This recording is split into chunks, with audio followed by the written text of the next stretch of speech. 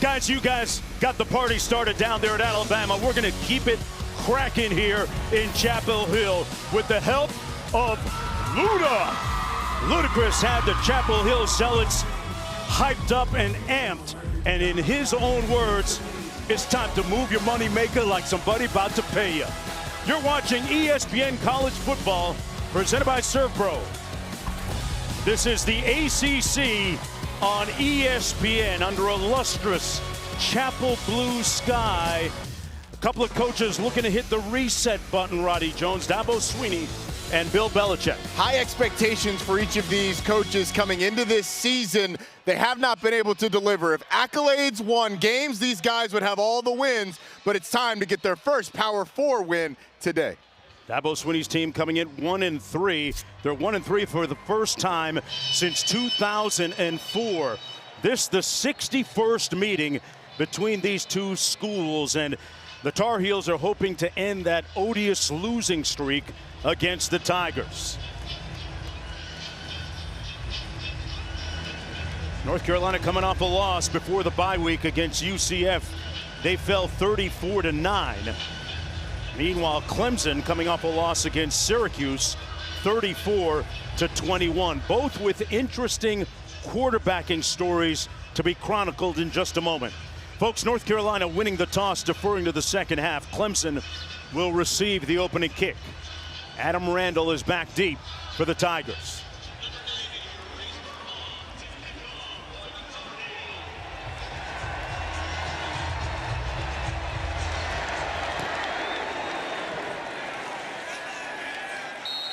It'll come out to the 25-yard line, first down and 10 for Cade Klubnik.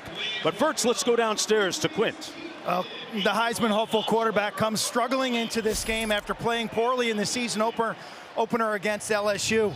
Turnovers, decision-making. He's been processing things too fast. He told us during the bye week he actually had some peaceful moments cleaning his house, vacuuming his house, and he's also started a new bookmark. It's called The Elimination of Hurry. He needs to play slower and play cleaner. Yeah, really sunk his teeth into it. Adam Randall beside Klubnik at the tailback spot. First down and 10. Looking for the double pass, taking a shot, has a man open at the 40. More, giving you more. Welcome, Chapel Hill. Meet the Tigers. Touchdown.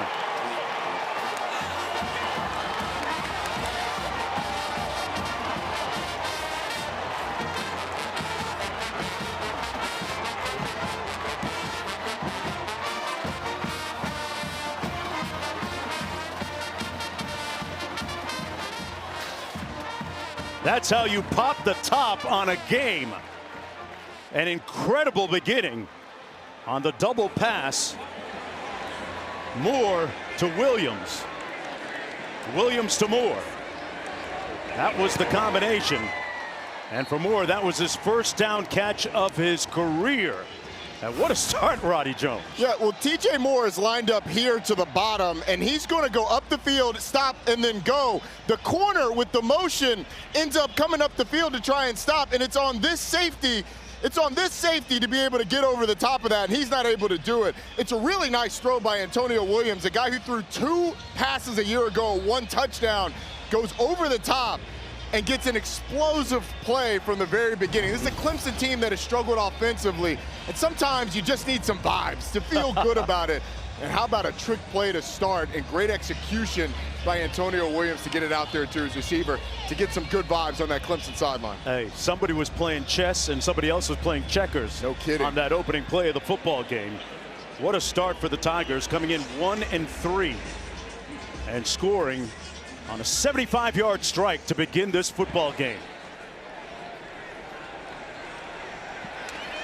Clower from the 1-yard line, the wide receiver out over the 20. And brought down at about the 26, where it'll be first down and 10 for Max Johnson. Q making his first start of the season. 6-year senior, previous stops at LSU, Texas A&M, 23 starts in all, Mark. This is a kid who's dealt with 4 head coaches, 6 offensive coordinators, but more than that, a catastrophic broken femur. I asked him about it yesterday. He says, I could never be broken. I will never give up. I love football. I love to lead. I love to win. I knew I would be back. I leaned on my faith. I found peace, and here I am. It's an incredible comeback story. Really compelling. 5 different leg surgeries, and here he is after arduous rehab, back on the field. Damon June in the backfield, and we're going to have a false start against the Tar Heels.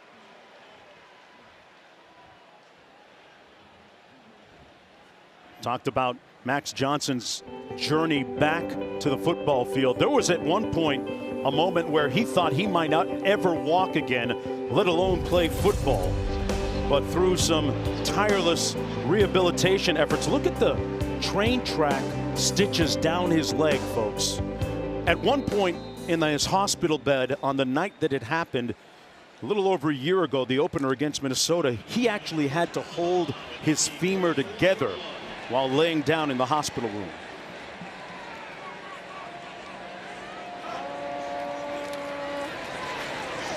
And Johnson completes his first pass in his first start. A gain of almost 10 on the play. June out of the backfield. Mark, it's an incredible story of Max Johnson. When we asked Freddie Kitchens, the offensive coordinator, about it yesterday, he said, and they're going to call him short of the line to gain now. Freddie Kitchens talked about the fact that it's a story that almost brings you to tears. He talked about the spirit of Max Johnson. He's an absolute fighter. And for a UNC offense that has struggled, he said sometimes you just need a guy that's going to fight. Max Johnson certainly will do that. Hands it off to June. Looks like he picked up enough for the first down. That'll move the sticks. Damon June, a 5'11" freshman from Jacksonville, North Carolina. As we take a look at today's Impact Players, brought to you by Mattress Firm. Well, that freshman, Damon June, is one of them. The downhill running and the physicality that he brings to that running back position is going to be huge against a Clemson defensive line that's really led by Will Helt. Transfer from Purdue, a transfer at Clemson, go figure. Transfer from Purdue has done an excellent job and has probably been the best defensive lineman, maybe best defender for this Clemson team. Johnson gets it out quickly, complete to the edge. And that's a nice short gain. Jordan Shipp, who's wearing number 13 today in place of his regular number 1 as a tribute to Tylee Kraft, a fallen teammate who succumbed to that insidious disease we've all been touched by at some point, cancer.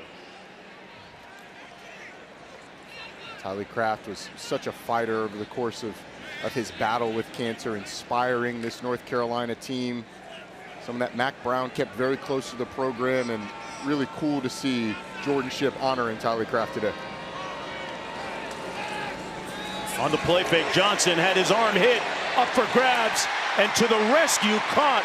There he is again, Shipp weaving his way all the way down to the 37. Playing some inspired football. Avion Terrell with good pressure here, Roddy. It's a corner blitz, and so Avion Terrell is absolutely free. Max Johnson tries to get it out there, and I guess he does. I mean, he throws it to a place on the field, or that ball ends up at a place on the field where Jordan Shipp just goes and makes a play. And sometimes you need a little bit of luck, and the fact that that ball fell where no Clemson defenders were and Jordan Shipp could get to is the luck they needed to keep the chains moving. Benjamin Hall now in the backfield on 1st and 10 after that 21-yard pickup. Hall takes the handoff, showing some patience, running over the left side of that offensive line. Austin Blosky. 3-yard pickup that time for the Tar Heels. Hannafin making the tackle on the play for the Tigers. This North Carolina team has been very good on opening drives so far this year, scoring touchdowns on the opening drives against TCU and Charlotte. Had a really good opening drive against Richmond. They lost that a little bit against UCF, but seems like they've regained a little bit of momentum here for this offense against the Clemson defense. Johnson surveys, pulls complete over the middle, down to the 20-yard line. That catch by Clower, brought down by Sammy Brown, and they move the chains again.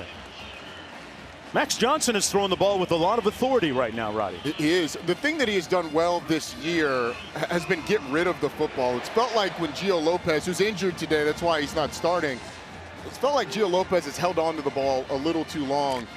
And Max Johnson doesn't have the running ability of Lopez, so he's delivered the ball on time and found his receivers with some luck along the way. Hands it off between the tackles. A nice burst down the middle, down to the 16-yard line. That was Hall again. And so far, you'd have to say that the reset button has worked for both these teams, albeit it's still very early. But a refurbished and rejuvenated look from both teams so far. And I like the fact that North Carolina in the run game has gone right into the teeth of this Clemson defense. It's felt like Dabo Swinney's defense, they have an advantage up front, but Freddie Kitchens told us, hey, look, you got to hit the run game quick because we're not going to be able to hold blocks forever. On 2nd and 1, Johnson incomplete. No flag on the play. Shipp was working against Kelly. And that'll set up a 3rd down and short for North Carolina. That was Johnson's first incompletion. Yeah, my son Kelly working against Jordan Shipp. Jordan Shipp just gets pushed to the sideline. It kind of felt like he didn't think that ball was going to him. Pushed or held, partner? I mean, he kind of runs into the defender. I like the no call there, to be honest. I didn't feel like Jordan Shipp was making a lot of effort to get past him. So okay, I'm okay with the flag in the pocket. 9th play of the drive. From the 17, Johnson incomplete. He was trying to hit Kobe Paysour. And in comes the field goal unit for North Carolina. Like there might have been a little bit of miscommunication in the route. Yeah, I think Max Johnson expected Kobe Paysour to stop his route earlier. Don't run into the linebacker where it makes it a tougher throw. There were acres of space for Kobe Paysour to just sit his route down. Didn't do it. Max Johnson threw it where he wanted him to stop. Reese Verhoff straight away and knocks it through from 35 yards out. So the Tar Heels score on their opening drive of the football game. And Max Johnson looking extremely comfortable. And look at all the space there was for Kobe Paysour. They don't get the conversion, kick a field goal down 7-3.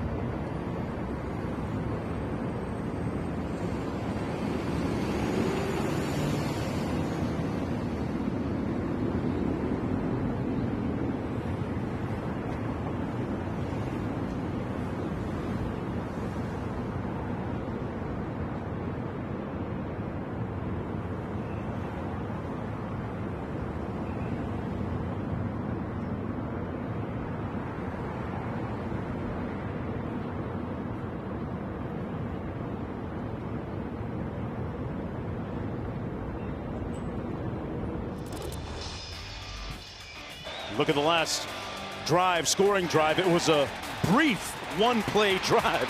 75 yards. Moore and Williams teaming up on the trick play. You know Coach Swinney felt great about the way that was carried out. And then countering on a 10-play, 58-yard field goal drive. Carolina made it 7-3. Let's check in with the studio. Guys, what do you got going on?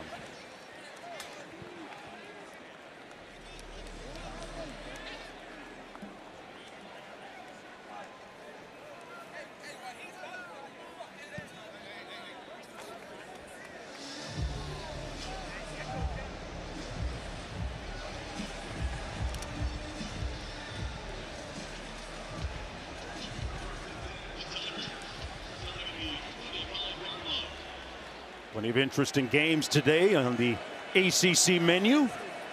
First down and 10 for the Tigers from their own 25. Gonna hand it off that time to Adam Randall, the converted wide receiver. Hey, coming up at 3:30 Eastern on ABC and the all-new ESPN app, 10th ranked Alabama hosts 16th ranked Vandy, who's 5-0 for the first time since 2008. And at 7:30, it's the Sunshine State rivalry between third-ranked Miami and number 18 Florida State. Tell you what, Florida State coming off that loss to Virginia, they're going to be excited to get the Canes in town. Klubnik completes it to the 31-yard line, and lots of room for Wesco. Wesco, the swiftest of the receivers, all the way down to the 32-yard line where Gibson finally tackled him. They've really leaned into him this year. They have. Bryant Wesco is just going to sit it down in a little zone that opens up because of the routes that make the defenders collide with each other, and then he does the rest with his legs. Out of the backfield, this is Randall again. A good runner after the catch. Tiptoes down the sideline. Touchdown! He stayed in bounds for the score. A bewildered defense left in his wake. Andrew Simpson missed the tackle on the way to the 35-yard sprint. Let's watch the feet, make sure he stayed in bounds. That left foot doesn't look like the heel comes down and touches the white there, and then that right foot doesn't touch. A nice job by the officials of letting that thing go. This will certainly be looked at. On the field of a touchdown. What a finish further review by Adam Randall after just a little check down from Cade Klubnik, creating an explosive play. 13-3 as a result. Let's bring in Jerry, our rules analyst. Jerry McGinn, what do you think here? I tell you, it's really close, but I agree with you, Rowdy. He really tiptoes right down that sideline. The head linesman is right there. I believe this is going to be upheld to a touchdown. It almost felt like the Tar Heel defense stopped playing for a moment. Yeah, it did, but there's a step along the way. So that left foot, the heel was the first thing. I don't think the heel comes down there, but on the next step by the right foot, does that one hit the sideline? I think he's out right there. I think that's hitting the white, steps on the white, so it's going to come back, but I did not see that at first. That was, those are tight down the side. Jared, do you agree? I agree, yeah. Right there at the 10-yard line, that right foot. Go. What a play, though, by Adam Randall. The converted receiver moved to running back at the end of last season. Because the coaches basically said, he said looks like his right foot, just as big, his foot is right there on the sideline. How about that? Good pickup. Looked like a nice golf divot there, right? That one? Or is it the next one? I believe it's a 10-yard line. Yeah, right at the 10. Good call, Jared. That's why we need natural grass everywhere, Mark. There you go. Can't see that in turf. Even footprints, man. That's the only way to tell. The Clemson coaches looked at each other and said, hey, what does Adam Randall do best? He said, run with the ball in his hands. Yeah. Why don't we stick him at running back? And at 235 pounds, 6'2", is really developed into a good back out of the backfield. Right after the ACC title game, Dabo and Garrett Riley, the offensive coordinator, agreed that the position switch would be best for not just Randall, but the entire team. And he's been one of the bright spots so far in the season for Clemson. Still trying to adjudicate the call. Look at the replay. The call on the field is a touchdown. And there must be... After further review, the ruling on the field is upheld. Okay. Hey, so sometimes even when you have a few $1,000s worth of LASIK surgery done, you still might not get it right. And that's yours truly, folks. But hey, it appeared as if he stepped on the line, but he obviously did not. And it's 13-3. Klubnik with his 7th touchdown pass of the season.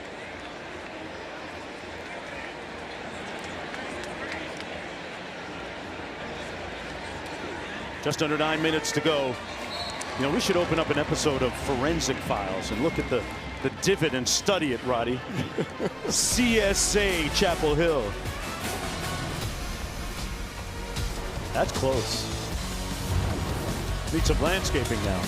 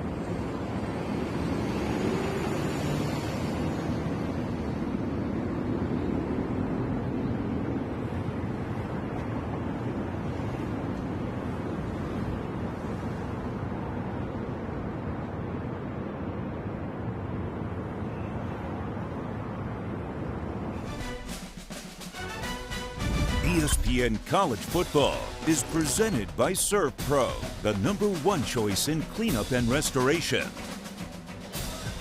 Did you see the dirt that Dabo Swinney brought from Death Valley, Clemson, to drop on the turf today? Coaching in his 300th game at Clemson, known for his over-the-top enthusiasm, his folksy approach, and he loves being the underdog, but he's also superstitious, sprinkling a little dirt. Man, that's an incredible tradition. It's working so far early. It almost looked like it's his version of saging the room, you know, cleansing all the impure spirits that might be lingering in the air. Tigers out to a 14-3 lead. It'll be 1st and 10 from the 25 for the Tar Heels. What'd you make of Max Johnson on that opening drive? I thought he was good. I thought he got the ball out on time.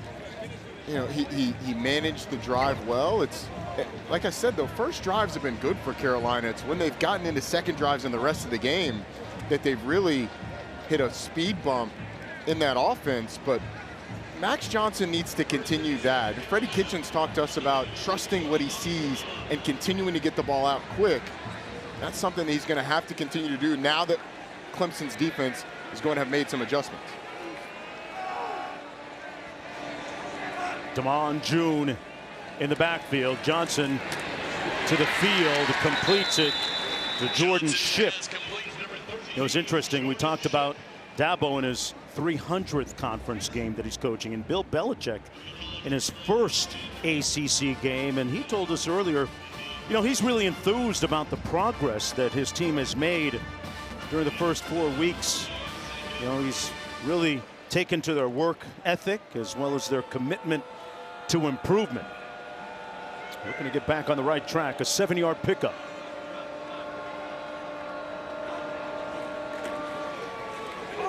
Short went out to the 32-yard line that time by June. Good tackle by Khalil Barnes, one of the key members of that secondary. 3rd down coming up.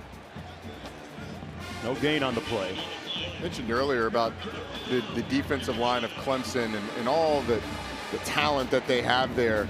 Time North Carolina with like a double trap play where they trapped the 2 inside guys to create some angles, and that's what North Carolina's offensive line is going to have to do. Figure out different ways and angles to block these Clemson defenders so that they're not getting the same looks over and over and over. Defensive coordinator Tom Allen. Hood taking the direct snap, nowhere to go as they try the Wildcat, and they're going to lose a yard or 2. Flag down on the field as well. There's a direct snap that time to running back Caleb Hood. Sammy Brown leading the way on the tackle. Illegal along with formation, Denhoff. offense, 5 players in the backfield. That penalty is declined. It's 4th down. Well, you heard him, 4th down as a result on the loss of 2. And the Tar Heels will punt it on their 2nd possession of the football game. Yeah, so you need another guy on the line of scrimmage. This guy's on the line of scrimmage 2, 3, 4, 5, 6. That's you need can't have more than 5 in the backfield. Although I think that receiver was on. That would have made it a legal formation. Although maybe they had that receiver off the line of scrimmage. Yes, yes. What do you think, Jerry? Yes, that receiver down by the numbers was in the backfield. So that put 5 in the backfield, which is illegal formation. There it is. So it'll be 1st down and 10 for Klubnik, who's off to a good start after that 27-yard punt when we return.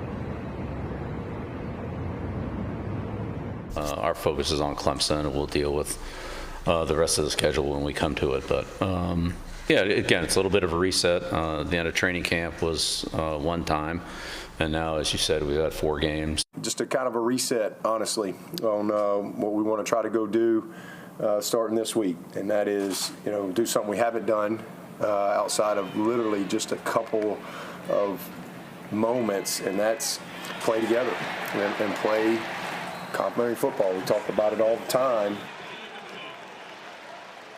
Reset is the common denominator and theme prevailing for the day, as Gideon Davidson makes the catch, brought down immediately for a loss of 4 on the play. And in meeting with Coach Swinney, he said that, we've got 8 games left. It's going to be a great story one way or the other. First time they've been 1-3 in over a decade. Klubnik out of the shotgun. Blitz coming. Got rid of it on the receiver screen. Nothing happening for Smith, who got rocked. He took on some smoke from Patterson. Another loss of 4. Tristan Smith is just running a little wide receiver screen with pressure in the face of Cade Klubnik. You said it, Jaden Patterson was able to make the play, but the pressure up the middle, Cade Klubnik does a good job of standing in there, but the press coverage on the outside forces Clemson into a 3rd and long. Clemson have been good at creating explosive plays on the first 2 drives. Carolina with 2 negative plays to start this one.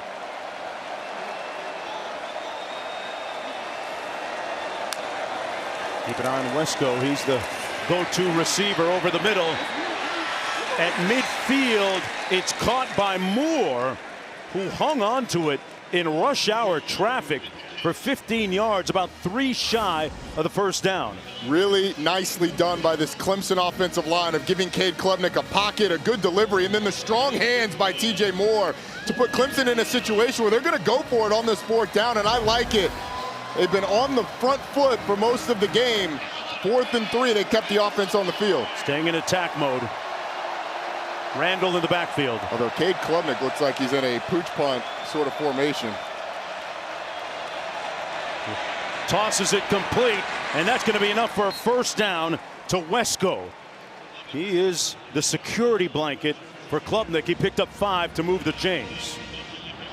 Cade Klubnik was about 7 yards behind the line of scrimmage, which usually signals the quarterback is just going to kind of pooch punt it. There's Cade Klubnik. Look how far he is from the line of scrimmage. The ball's there. Cade Klubnik 7 yards away. That usually signals pooch punt. Well, they don't do that. They motion the guy across. He rolls out, delivers the football. So Garrett Riley with a few trick plays early on. Usual depth for a quarterback in shotguns about 5 yards. Garrett Riley on the sidelines, the offensive coordinator, pressing the right button so far. Another one there, open at the 20-yard line, caught. Benenker, touchdown Tigers. 45 yards in all.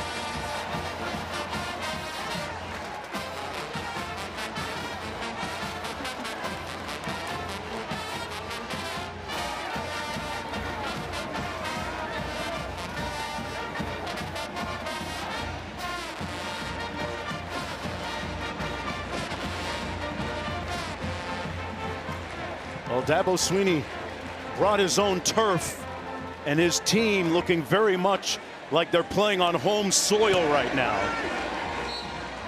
Up 21-3 as Benenker makes his first touchdown reception of the season, and as Luda would say, shake that moneymaker. Yeah, so it was a nickel blitz. The safety had to come over the top and cover the wide receiver, and Benenker just slips inside of the safety, and then it's poor recovery. There's been poor tackling from this North Carolina defense so far in this game, and Clemson, a Clemson team that had really struggled creating explosive plays this year, has been incredibly explosive here in the first half, really buoyed by that 4th down conversion.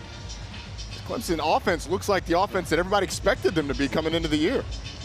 You look at the score right now, 21-3, 4:15 to go. Belichick trying to figure things out and decipher things on the other sideline. Roddy, is this the Clemson team that we thought we'd see debut against LSU several weeks ago? Sure feels like it. Explosiveness from the receivers, decisiveness from the quarterback, and creativity from the offensive coordinator. Flower on the kickoff return down to the 17-yard line. That's a first and 10 from there, but there's a flag down on the play as well. At times you got the feeling that in watching the Tigers offensively in particular that Klubnik was in his head a little bit, but he seems to be playing much more freely here. During the return, illegal block in the back, receiving team number 7. Half the distance to the goal. First down. So they're going to move that back a little bit, but back to Clemson. Was committed by number 30. Cade Klubnik, 7 of 7, 128 yards, a couple of touchdowns. This is the Heisman guy that many expected. Yes, it is. And sometimes when you have like an electronic or AI and it's not working right, you just got to unplug it so you can reset it. Well, Dabo Swinney talked to us about a reset. And that looks like exactly what's happened with this Clemson team. They've unplugged the offense, plugged it back in, and now it's really cooking. Cade Klubnik has looked decisive. And I think that initial play with Antonio Williams, the double pass, throwing it to TJ Moore, just gives you such wind behind your sails. It's really kind of helped the confidence of this Clemson offense. Johnson hands it off to Hall. Nowhere to go. He's going to be stopped up for a short loss by TJ Parker. Here, let's take a look at the college football headlines presented by Twisted Tea. These are some of the big-time quarterbacks coming into the year, and all of them have struggled for different reasons. Nussmeier and Sellers have had injuries and lack of support, especially in the case of Sellers around him. But Cade Klubnik and Arch Manning have been two of the bigger head-scratchers in the country. Arch looked like he got right against Sam Houston State. We'll see what happens today as they go into the Swamp against Florida. And Cade Klubnik, after that bye week, has come out absolutely on fire, as has this Clemson team. Second down and 11 for Max Johnson, making his first start of the season. Passing out of the end zone. Caught at the 8-yard line by Hall. And now they're going to say incomplete, a little bit short. Setting up third down. You know, these obvious pass situations are not what North Carolina wants to be in. It's an offensive line that's had to go through some shuffling. They've got a tackle in a left tackle in Austin Blaski that played center for the entire year last year. Ja'Kai Moore, the right tackle, had been a left tackle in his previous life at South Carolina. So there's been some shuffling on that offensive line of position since they put this group together. This is a Clemson defense that can now tee off. Question is if guys like TJ Parker can get on the right side of things against this offensive line. Timeout. North Carolina. Tar Heels call a timeout as we go down to Q.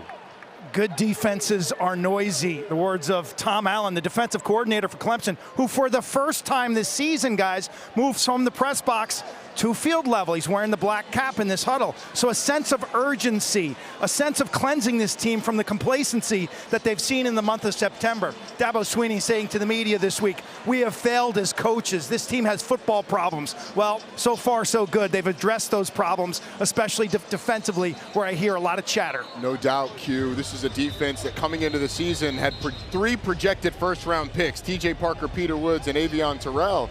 And this defense as a collective just has not played up to that level, but the talent is certainly there.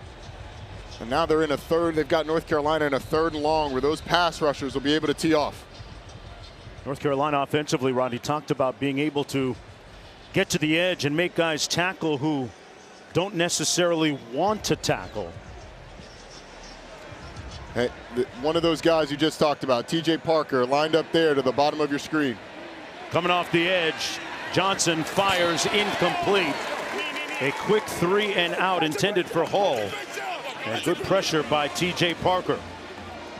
They tried to pull the tight end to help the tackle, but Parker was just too quick. And Tom Allen expressed to us some of the urgency Q talked about with TJ Parker, just impressing to him the attitude that you have to have every time you rush the passer, and certainly created the incompletion there.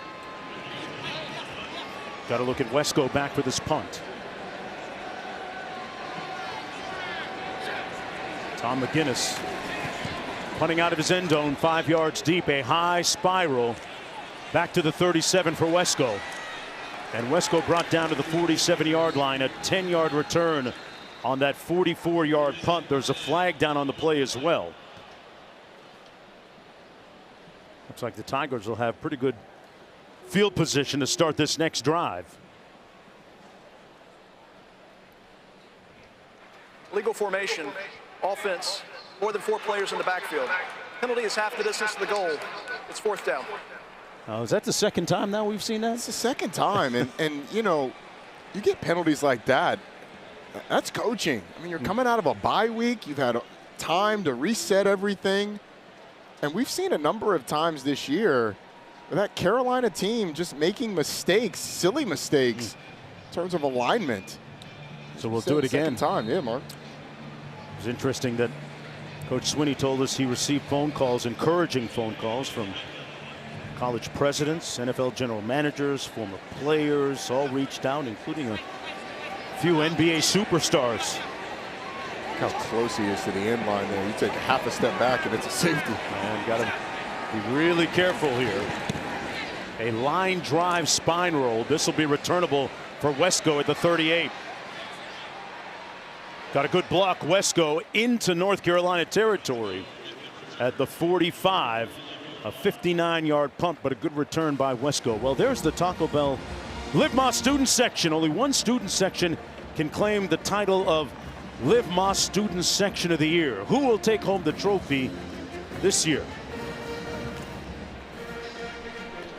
Used to love the Crunchwrap Supreme at Taco Bell. Did you? Back in my bad carb days. Yeah. Now only good carbs. I'm trying to keep it good, right? Until dessert comes out. Tell you what, Clemson's been eating in a big way offensively. Adam Randall in a tailback. How about the explosiveness of this Clemson offense so far? Klubnik steps up into the pocket, shovels it forward to Randall. And Randall down to the 39-yard line, so some wonderful improvisational skill by Klubnik. Well, the explosive plays have been plentiful. You had the double pass, Antonio Williams to TJ Moore. Adam Randall, some good blocking down the field by Olsen. Pat Henry gets Adam Randall to the end zone. And then Christian Bettenker making a play down the field, twisting up a safety. Bryant Wesco's also had one on a short pass, catch and run. Felt like this Carolina defense has been a step slow today. Klubnik keeps it down to the 34-yard line, picks up the first down. Q reported on it a little bit earlier. Klubnik during the bye week had a chance to really reset, unplug like the rest of the team and the coaching staff. Said that he was listening to a little music while cleaning the house. Some Mumford and Palace, a couple of groups from the Austin area that he's familiar with. Interesting formation from Clemson. Wow. They fake the receiver screen. Klubnik taking a shot into coverage. No signal yet. They're talking about it, and it's incomplete. It was intended for Wesco. Marcus Allen was back there in coverage, Roddy. Rolling on the field is an incomplete pass. 2nd down. I thought it might have been a catch, then I thought it might have been an interception, and I think it's probably a good call there. I'm not sure either guy has firm control. Let's bring in Jerry, because it does kind of look like both of these guys have the ball in their hands, Jerry. What did you see on that replay? Somebody caught it. Yeah. Well, I'm glad replay is stopping this, because this is extremely close. It appears as if the defender does have possession of the ball with his left foot down, rolls. I believe he has control. It's going to be an interception. They're going to have a look at it. Now, let's take one more look in the meantime. It's Marcus Allen that gets his hands on it. Yeah, it does look like he has control. That left leg inbounds. It appears to be an interception, Jerry. Yeah, that's what I believe. It's defender has great position. He comes in, grabs the ball right out of the receiver's hands, has his left foot down. His knee comes down. He has control of the ball. The offense tries to wrestle it from him, but he never relinquishes it. I believe it's going to be an interception. North Carolina's ball at the 20-yard line. Wow, what a turn of events that would be. And Jerry, it does look like Wesco has the ball first in his hands. How do they determine who has firm control when there's two sets of hands on the football? Well, it would revert to the offense, but I believe the defense has the control. The offensive guy, number 12, he seems to be just trying to hold on, but never had control of the ball. Yeah, I agree with that, Jerry. So if there are 4 hands on the football, Jerry, the 2 hands that get there first are given possession? Is that what you're saying? Well, it's supposed to be whoever has possession comes down with the ball first, legally on the ground. So if they're up in the air and, you know, if you have simultaneous possession, it would go to the person who has control and hits the ground first. But with this, I believe defense has control all the way. Offense does not. Yeah, Marcus Allen, it seems like he's the one that has the ball firmly. He's got it close to his body. Bryant Wesco's trying to get in there. What a play this is from the corner, coming over and intercepting that. And Cade Klubnik was trying to take a shot downfield. There were a lot of Carolina blue shirts back there. It was a little bit of a dangerous pass. Yeah, it was. The ruling on the field is an incomplete pass. And they are still adjudicating the call with the help of video. After Here it further is. review, the ruling on the field is upheld. Well, there it is. Wow. Incomplete pass, not an interception for Marcus Allen. It's the second time that you've had one of these. Jerry, I mean, why do you think it was upheld if you put yourself in the replay official shoes? They must have thought that neither player had control of it when they went out of bounds. That's the only thing you could take from it. And look, a lot of this is judgment. Sometimes firm control, there is some judgment in there. Smith in motion. They keep it on the ground with Randall powering ahead inside the 30. Brought down at about the 28-yard line by Isaiah Johnson. Picked up 7 yards on the play.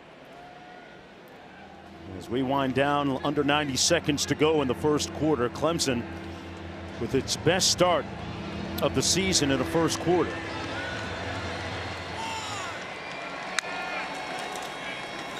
Randall across the formation and finally brought down shy of the 25. Roddy, what's that conversion like when you go from wide receiver to running back as Randall has made it? Running with the football is easy, like breaking the tackles, running by guys, contact balance as Adam Randall has. That's the easy part. The hard part is knowing the reads and the tempo of getting to the line of scrimmage. Each of these plays, inside zone, power, counter, stretch, all of them have different tempos. And now you've got Peter Woods in the backfield at that fullback position.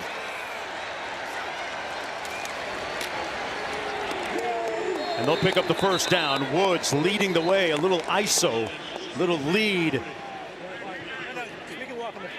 And picks up 3 yards on the play. Hey, let me be the first to bring up the word and the name fridge here, okay? This is the fridge package. Hand it to the 310-pounder. It doesn't matter if you were to meet him in the backfield. I think that 310 is pushing you at least a yard, maybe 2. Yeah. They move the chains, 1st and 10. Time winding down. This will be the last play in all likelihood on the double move. Room service, touchdown, Randall.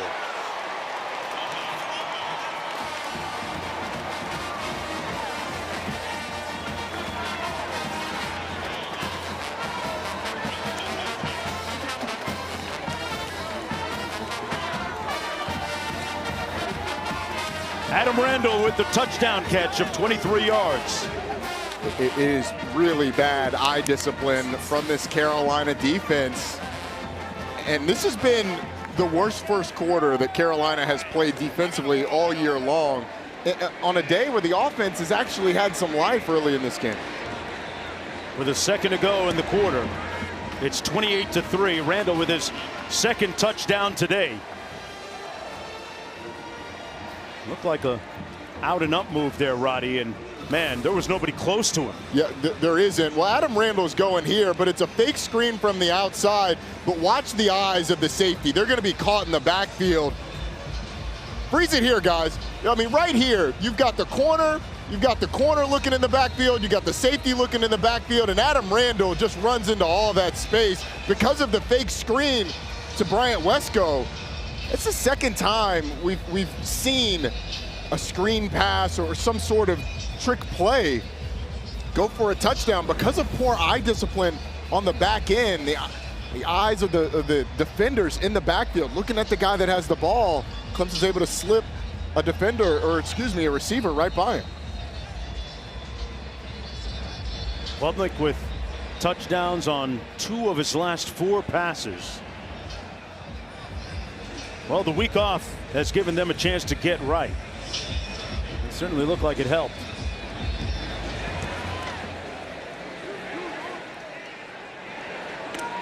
We'll take it out of the end zone. Bernard Clower out to about the 25-yard line. It'll be 1st and 10 when we start the second quarter. The Clemson Tigers are giving that Carolina defense so much work. They should be their employee right now. And a lot of work ahead for Coach Belichick when we come back.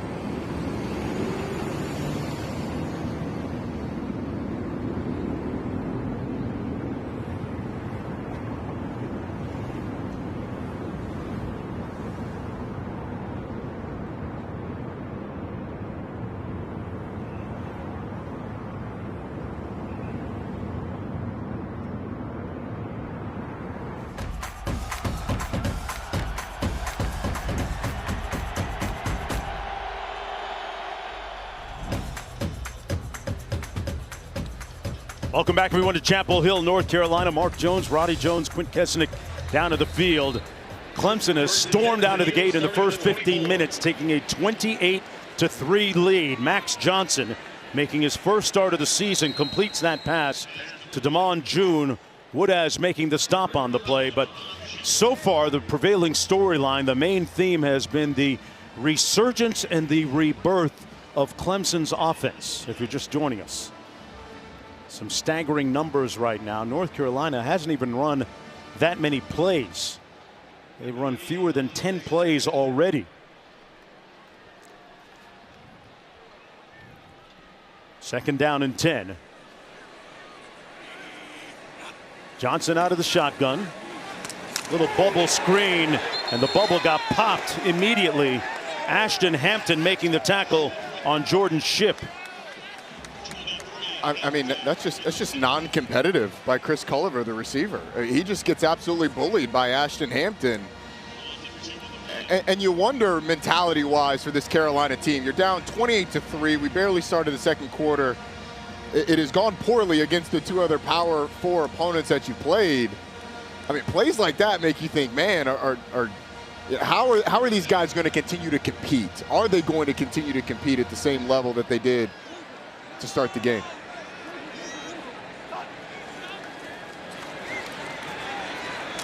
Johnson completes it, and nowhere to go that time for June, brought down by TJ Park, who has been much more active today. Another 3 and out. And these fans don't like it. This Carolina bench is subdued. They're a little deflated. And one thing, while this staff for the Tar Heels is heavily NFL experienced, they lack a hype man. This is the time of the game where your strength coach, all tattooed up with his funky mustache, has got to get the bench going. There are no hype men here on this sideline right now. Give me a hype man. Hey, they might want to get Ludacris back in the building here. I mean, he might be the closest one to get the job done. 3 consecutive 3 and outs for the Tar Heels offense. And once again, the Tigers will have good starting field position at about the 42-yard line. 28-3. Clemson making moves. TCU I went to that game, and that was one of the saddest feelings I've had in university so far. And I've failed midterms before, so that's saying something.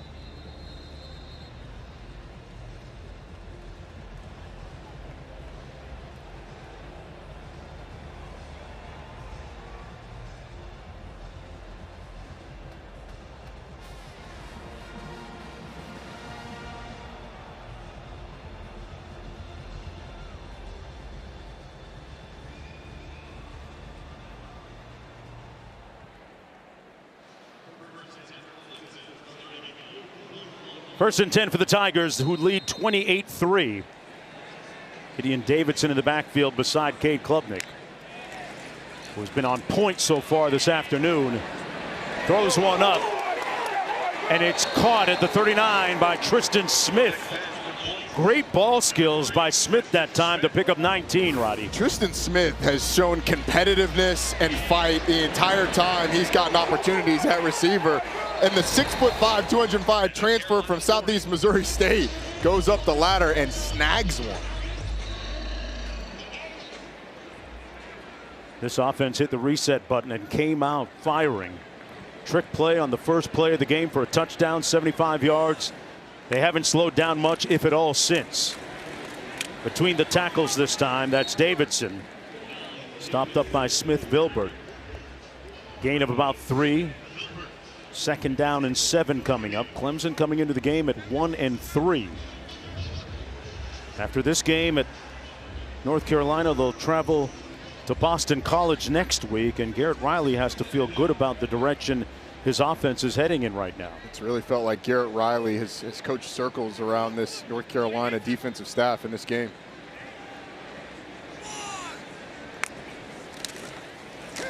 Klubnik hands it off. Davidson is going to be about 3 yards shy of the first down. Third down coming up, and time now for the Aflac trivia question. When was the last college football matchup between a collegiate champion head coach and a Super Bowl winning head coach? Hey, I don't even think you can Google that one and cheat. You don't think AI could get me there? Probably. I'll ask ChatGPT. You'd have to have the premium edition AI. Not I know when the last time a guy that had 2 Super Bowls and 2 national championships met, but. Klubnik fires complete down to the 26 to Moore.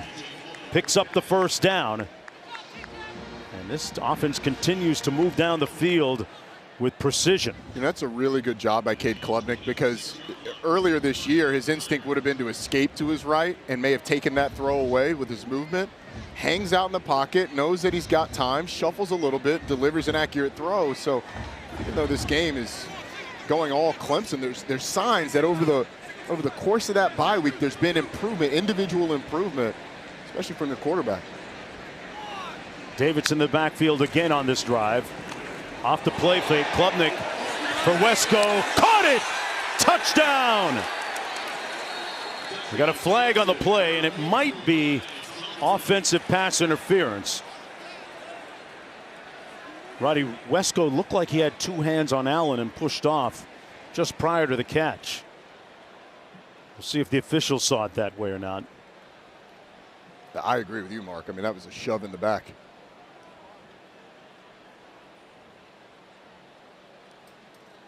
There are 3 fouls on the play, all by the offense. An eligible player downfield, number 78, penalties declined. Holding, number 53, penalties declined. Pass interference, number 12, 15-yard penalty. It's first down. Oh, you get 4 for $1 if they get 1 more. I mean, jeez. There's the shove in the back on the offensive pass interference. I wonder if the guy who was illegally downfield was also the one that committed the hold. Somebody had it wrong on that play. So it'll come back. They take the touchdown off the board. Ball back at the 41-yard line. 1st and 25.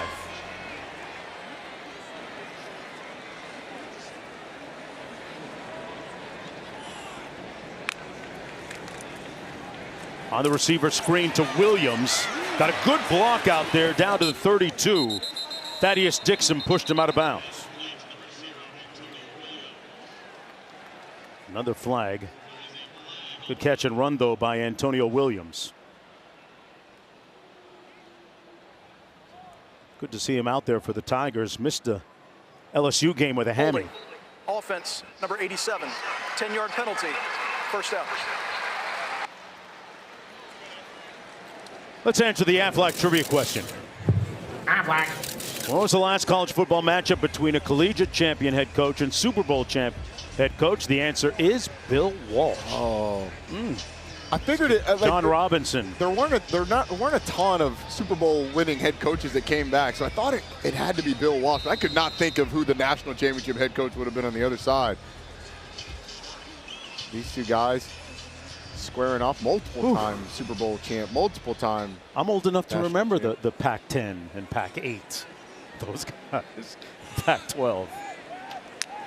R.I.P. On the screen. Good catch and run by Davidson. Another flag down to the field at the 35 where Davidson goes down.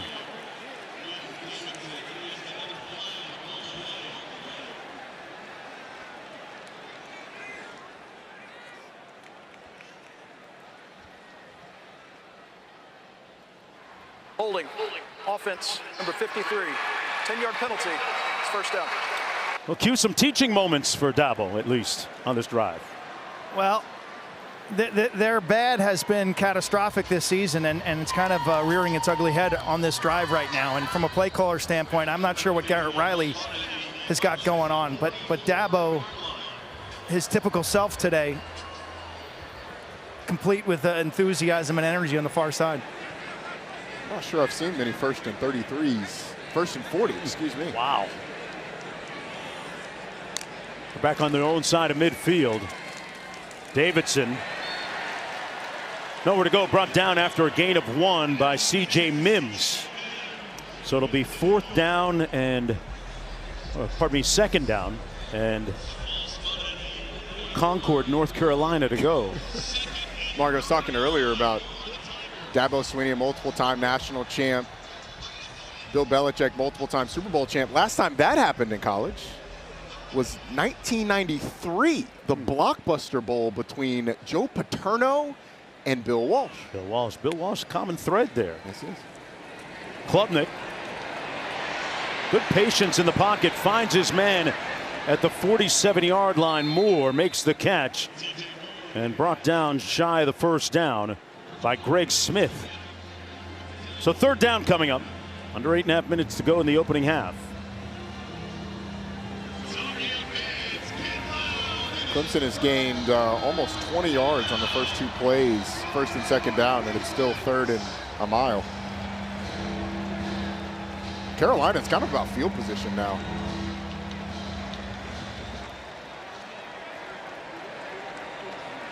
Important recruiting weekend for the Tar Heels football program. A lot of recruits in town this weekend over the last several days for this game. On the draw, Davidson. Down to the 35, Smith making the tackle. 10-yard gain, but not enough. 4th down coming up. But did they just get in field goal range? I think they did. Yeah, they probably did. So able to salvage perhaps 3 points out of this. And they spotted at the 36.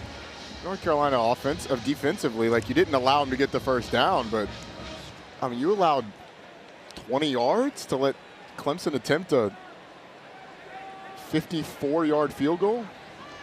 By Nolan Hooser. 54 yards out. He has a career long of 56. They're going to blow it dead.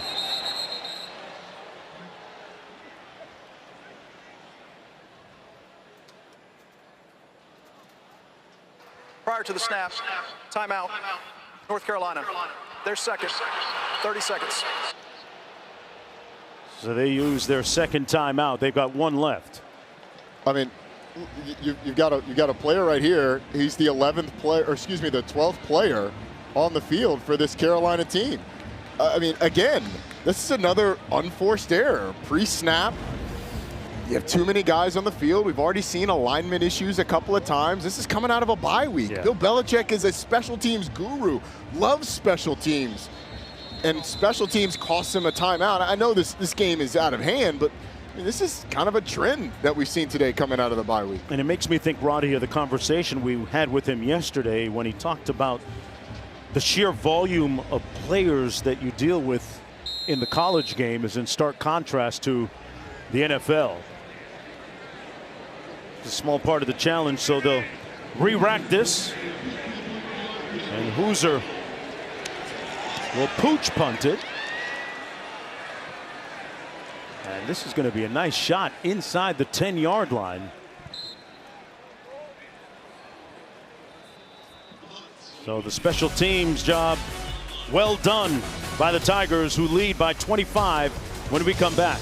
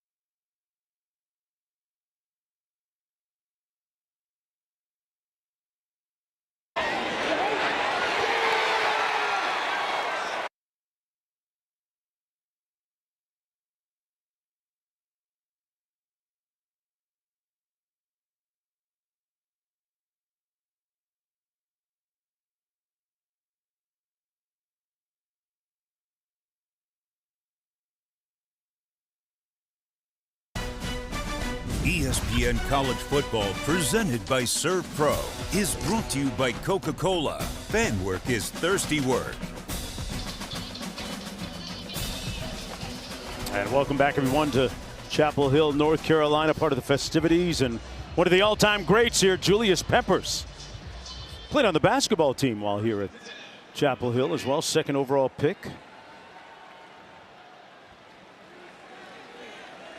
Can you imagine seeing him on a basketball court? Scary. I Power would say forward, so. setting screens, rattling people's feelings. Max Johnson under duress, sacked just outside the end zone at about the 1 by Green. Stephian Green, loss of 7. Hey, look at some of the great tight ends that have kind of made the transition from basketball to football. Yeah. Gates, Gonzalez, Peppers, Graham. Julius Peppers is on the other side. He's defensive end, sacker of the quarterback, but those other guys, I mean, you always say it all the time. What's your line about? Hey, every power forward with a broken jump shot can play in the NFL at tight end. It feels rude, but we'll accept it because some of the greatest tight ends of all time are on that list. I guess who was sporting a Julius Peppers jersey a little bit earlier in the pregame concert? Luda! Yes, he was. 49 on. That he kept panning a little bit to the left. You'd have seen me. Hey, you had the backstage pass, man. I was trying to ride your coattails. Let's go. We'll say when some of the old school stuff didn't get quite the same reception as like his feature on Baby by Justin Bieber, I knew like, okay, it's a different demographic than Southern Hospitality and my group. Oh, but nobody better at DTP, Disturbing the Peace Records. Luda. But the music has stopped abruptly when Clemson hit the end zone. That pass incomplete, dropped by Benjamin Hall. And a quick 3 and out again. A very popular refrain so far this afternoon. I just got to look at Sammy Brown. He's lined up right there over the middle, and he goes a long way to track down the running back out of the backfield. And this is why they're so excited about this young linebacker. Wow. His ranginess, his instincts. He could be an absolute star at this position for Clemson. McGinnis with his 4th punt. Again out of the end zone. Wesco back at his 45. And not a great effort that time by McGinnis. Out to the 38-yard line.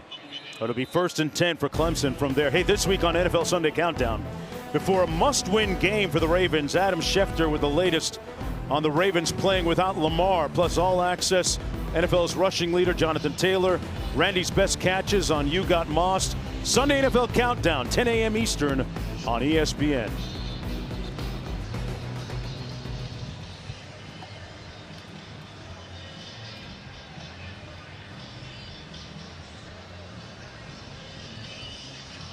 What was Dabo all up in Wesco's grill for? Oh, no. Why are you so deep? Why are you so mad, son? Coach, it ain't even that serious. I'm about to crib this, son. Right. Show me the ball. I see it. That boy hotter than July right now.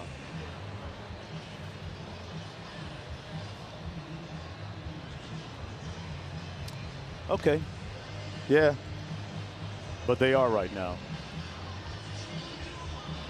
Yeah, man. 3 p.m. at LA Fitness. A little bit ratty right now. How many, Steve, how many plays has North Carolina run? Total plays. 21 plays? Wow, doesn't feel like it.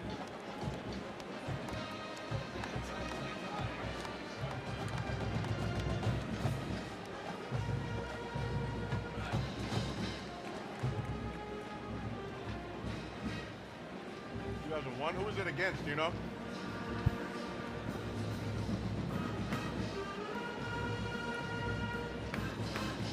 Yep. Got it. Gotcha. Yep. Oklahoma in Norman. Oh, whoa.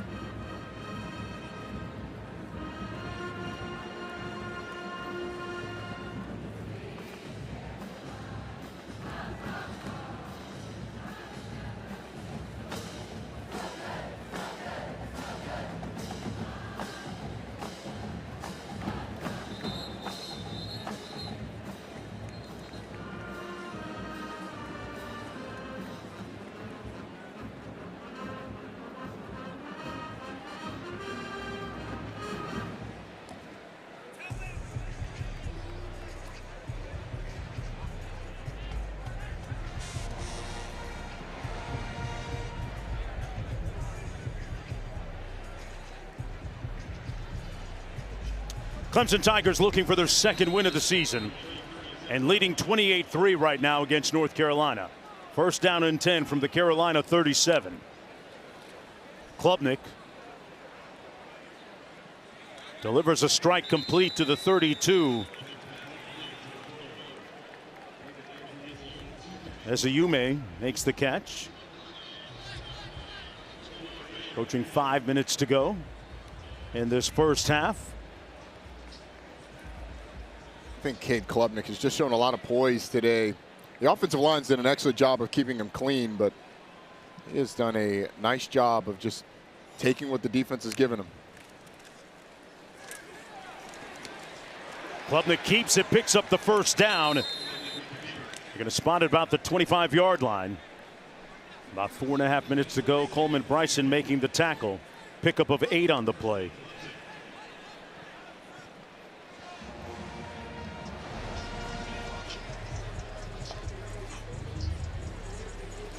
Dabo was telling us that you take away some of the turnovers, and I know if is a big word. It covers a lot, but take away some of his turnovers. They're a 3-1 football team right now.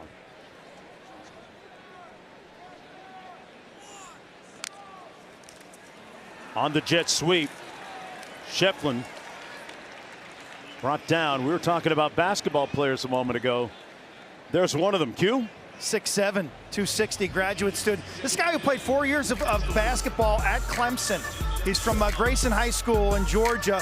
Quit football as a sophomore, and now he's giving it a shot as a tight end. He's kind of like a fourth tight end. He hopes to get taken into an NFL camp, maybe end up on a practice squad. But he was a fan favorite at Littlejohn, Mark. 22-year-old forward. He averaged over 12 points a game this season and 9 rebounds. He's a legit player. Yeah, great athlete. On the receiver screen, that's Antonio Williams. Brought down just outside the 10 and another first down. A 16-yard gain on the play. Dabo gave him a rep there, Roddy. Dabo loves it. He understood the assignment. And he's a guy that over the course of the year, as you get him more and more acclimated to the speed of college football and football again in general, in some situational packages, he could really help you. And Q, you're right. I mean, when he was on the basketball court, you'd have sections of the student section in chef outfits. Yeah, they wear chef hats. Exactly. But love it on campus there at Clemson. Klubnik 17 of 18 passing. Hands it off this time. Ezi Omume tackled by House. Well, there's a NFL tryout in the big tight end's future. NFL team, why wouldn't you? You know, undrafted free agent, bring him in, see what he's about, work him out. 6'7", 260. Can't teach that. It's a good place to start. Yeah, can't teach that. Good place to start. Good footwork. 2nd down and 7. Benincourt motions out, makes the catch, and scores it again. Christian Benincourt.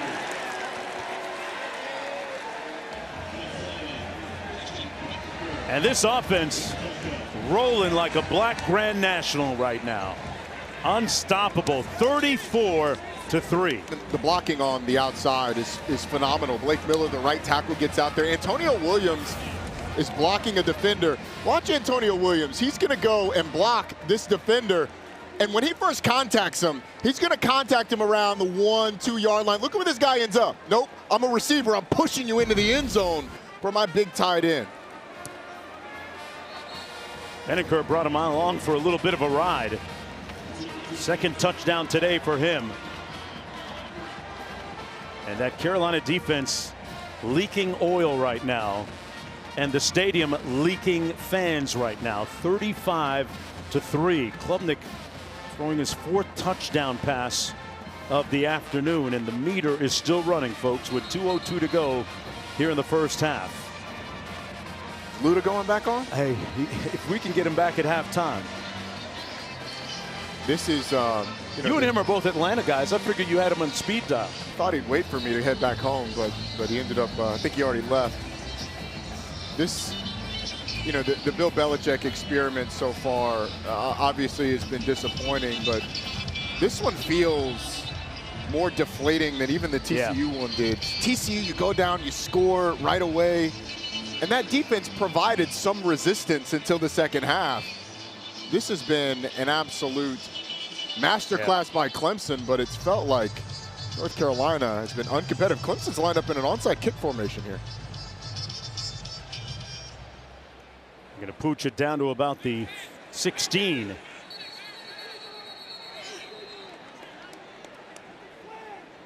We have a fair catch called there. Benjamin Hall made the catch. We have a flag down on the field.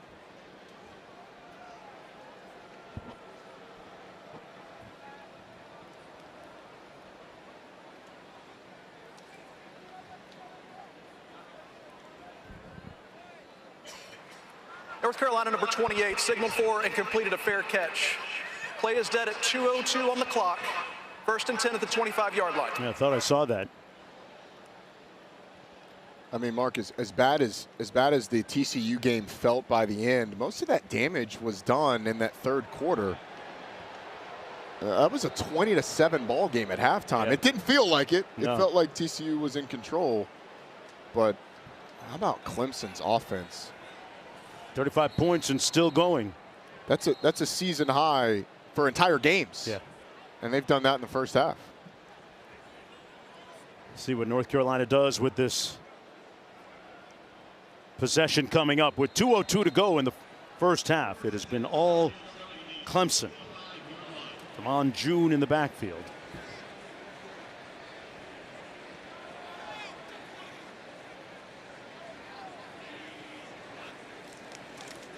Taysor in motion. Johnson completes it over the middle to his brother Jake Johnson. Brought down after a gain of about 8 yards. He threw a touchdown pass to his brother in a game earlier this year, but they could use a few right now. We're going to take a timeout and be right back.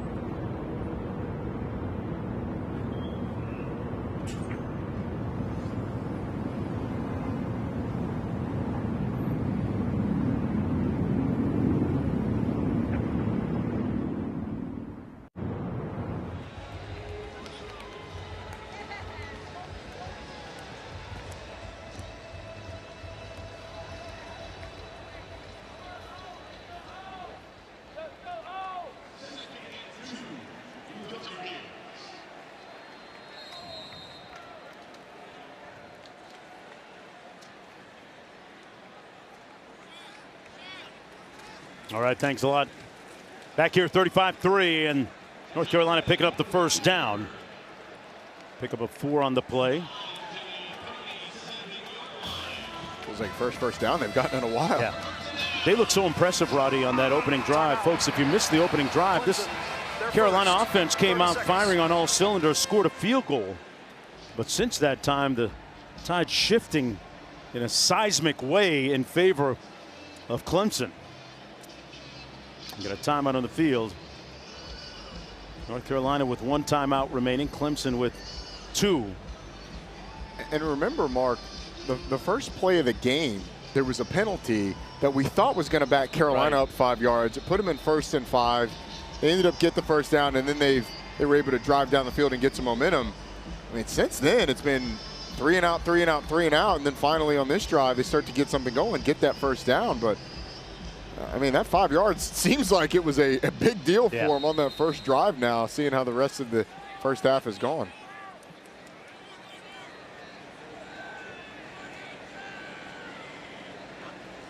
Max Johnson pulls it incomplete over the middle, and a flag on the hit by Khalil Barnes. He hit Kobe Paysour, pardon me. I hope this isn't for targeting. I mean, certain targets are reviewed, but it was a clean hit. After discussion, there is no foul for targeting. 2nd down. Good call, Roddy. It's a really good job by Khalil Barnes. Watch where this hit to Kobe Paysour comes. I mean, Barnes does a good job getting his head out of it, not hitting with the top of the crown of the helmet. But that's a defenseless player right there. So forcible contact to the head or neck area would draw the targeting. He makes the strike zone in the middle of the chest. It's a good hit. Well done. Max Johnson scrambling and brought down to the 38-yard line by T.J. Parker. I think we've seen the best of Parker today. Limits that gain to 1 yard. 30 seconds. Please reset the game clock to 1:41. Let's go down to Q. Well, that last hit by the Clemson safety, if that was Terry Kennard back in the day, I'm telling you, you'd have an ambulance and a gurney out, because Barnes showed complete restraint and complete respect for the receiver and basically took care of him. But Terry Kennard, obviously the safety for the New York Giants, under the tutelage of defensive coordinator Bill Belichick back in the day, and Bill Parcells, and one of Belichick's favorite all-time defenders from Clemson would be Terry Kennard, the safety, hard-hitting safety. Yeah. Smart player, had like a photographic memory. We had a great conversation with Coach Belichick yesterday, and like you said, Q, we asked him, who's your favorite player that you had from Clemson? He could not wait to tell us about Terry Kennard, who would come off the field and say, on the first play they did this, on the 5th play they did this, on the 9th play they did this, with some colorful language that made it highly entertaining. Photographic memory, we might add. Of course, when Belichick scouted Clemson and went down there, they didn't really have an opportunity to get many of their top players. Drafting 30th. Backside pressure, Johnson got a man wide open, but couldn't keep him in bounds. Green made the catch, but ran out of real estate on the sidelines. I mean, it's an out and up, and the Clemson defenders get completely confused about who's got it. There's pressure on Max Johnson, and it's felt like this has been sort of the story of North Carolina this season. When they've had shots down the field, the quarterbacks' throws haven't kept the receivers in bounds, although Van Green could have done a better job of keeping his feet in bounds and trying to make that catch in bounds, but he runs onto the white, and it's an incompletion. And it's a 4th down. Again, it's into punt again. And now if you're Clemson, you're going to get a 2-minute drive rep. They've been pretty proficient putting points on the board and without using up a lot of clock today. End over end punt. Wesco calls for the fair catch at the 20. 80 yards away with 1:28 to go off that 42-yard punt. Cade Klubnik has deciphered and disemboweled that defense of UNC so far, to the tune of 35-3. You saw his numbers. Young man out of Austin, Texas. Famed program, Westlake. Hey, don't forget later tonight, folks, a great menu of college football. Miami and Florida State at 7:30 over on ABC. I'm not letting it go too far before I recognize the fact that you used a great word, disemboweled. Tremendous word, very graphic, tremendous word, and a good descriptor. Gutted right now. Clemson trying to get out of bounds. Good catch by Josh Sapp. Patterson making the stop on the play. Sark and his crew ready to go.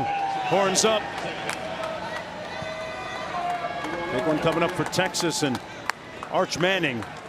The pass complete to TJ Moore. What do you expect out of that game a little bit later? Florida's defense has been the best part of that team so far, so it's going to be a challenge. Arch Manning going on the road, did not pass his first road test at Ohio State earlier this year. It's going to be a raucous environment. My biggest question is Florida going to be able to move the ball against what is a phenomenal Texas defense? Klubnik, plenty of time.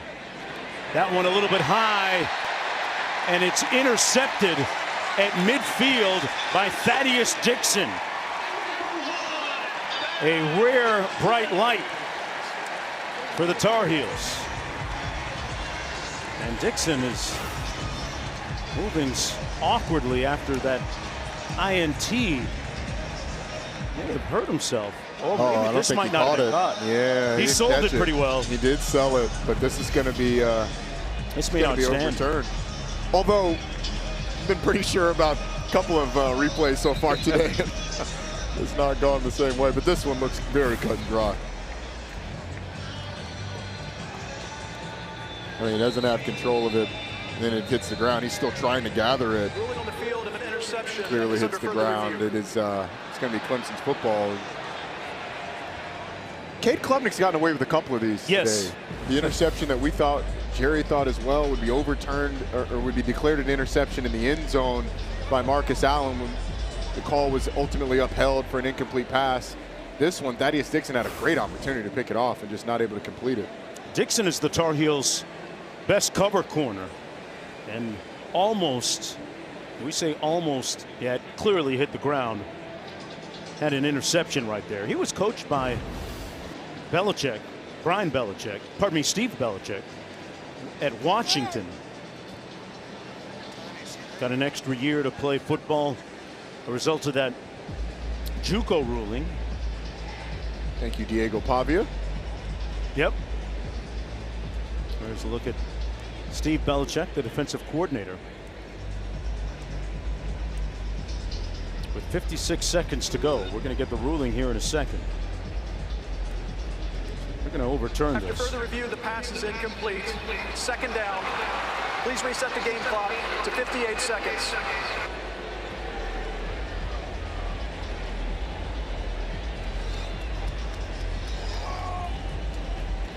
So it'll be Tiger football with 58 seconds to go. And that's bad news for the Tar Heels if Dixon can't go.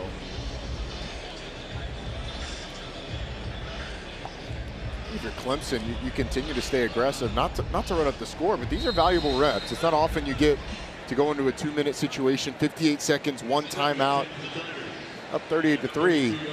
It's not practice, but kind of feels that way. The stakes are not all that high. On 2nd and 10, Klubnik. And they're going to rule that he was down. Sacked by C.J. Mims. Good surge up the middle by that Tar Heel defense. And the Tigers are going to call their second last timeout. Pardon me, that's their last one. It's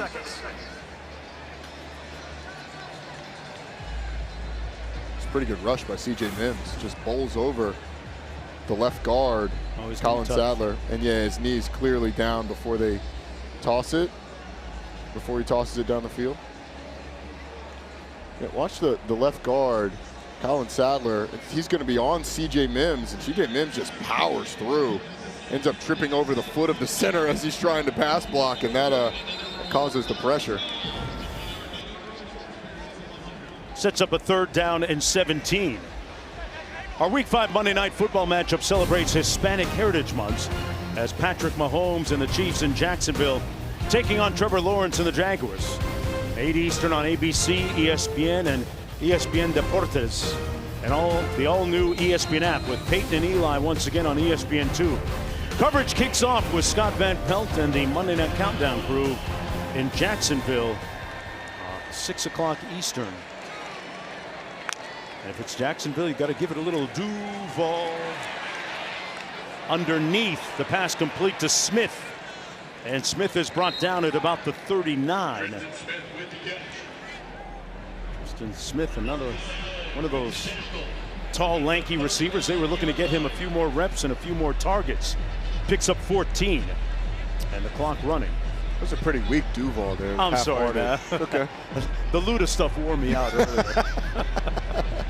I left it all at the Luda.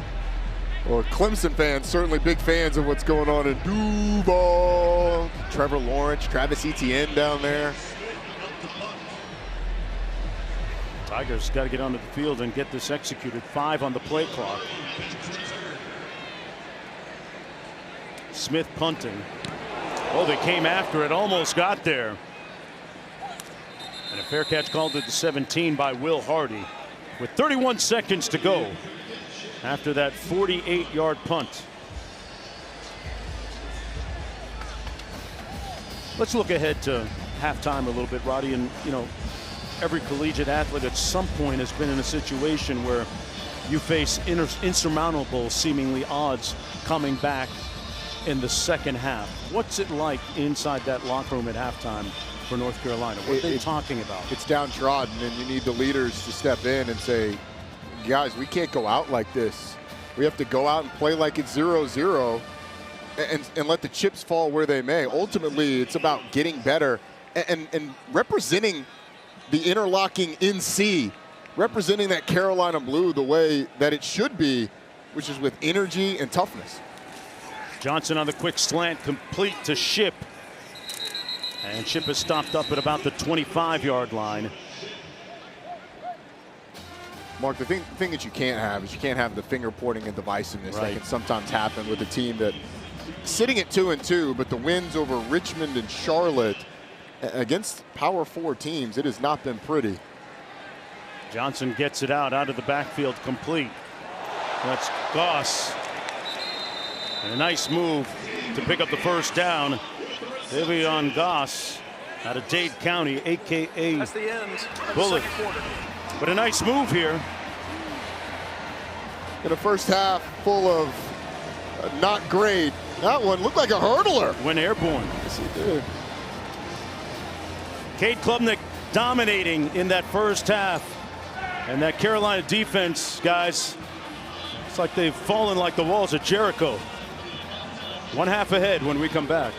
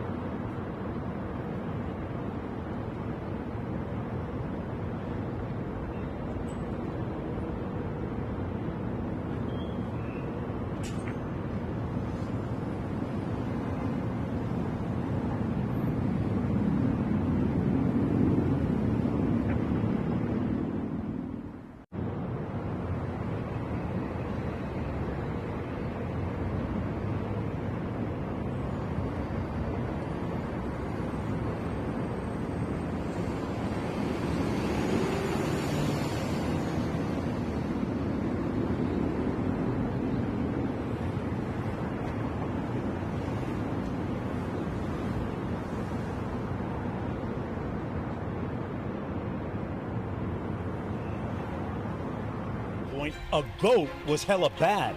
A negative, I might add. An 86 Bucking era butt fumbles, own goals, and wide right. Think C. Webb and his lifelong blight. But wait, there's more. The word has evolved from before. In Clemson, 2 natties fit rather snug. Orange and regalia complete with a hug. Carolina blue and white are in the building. The GOAT with 8 rings is a giant billing. That was then and this is now. William Christopher and William Stephen. In a blink, change comes. Ow! And change coming quickly. Life comes just as quickly. Folks, you're watching ESPN College Football, presented by ServPro. 35-3. The good news for the crew from Chapel Hill is they'll have the football first here in the third quarter.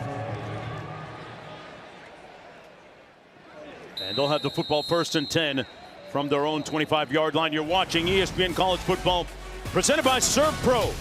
From Chapel Hill, North Carolina, this is the ACC on ESPN.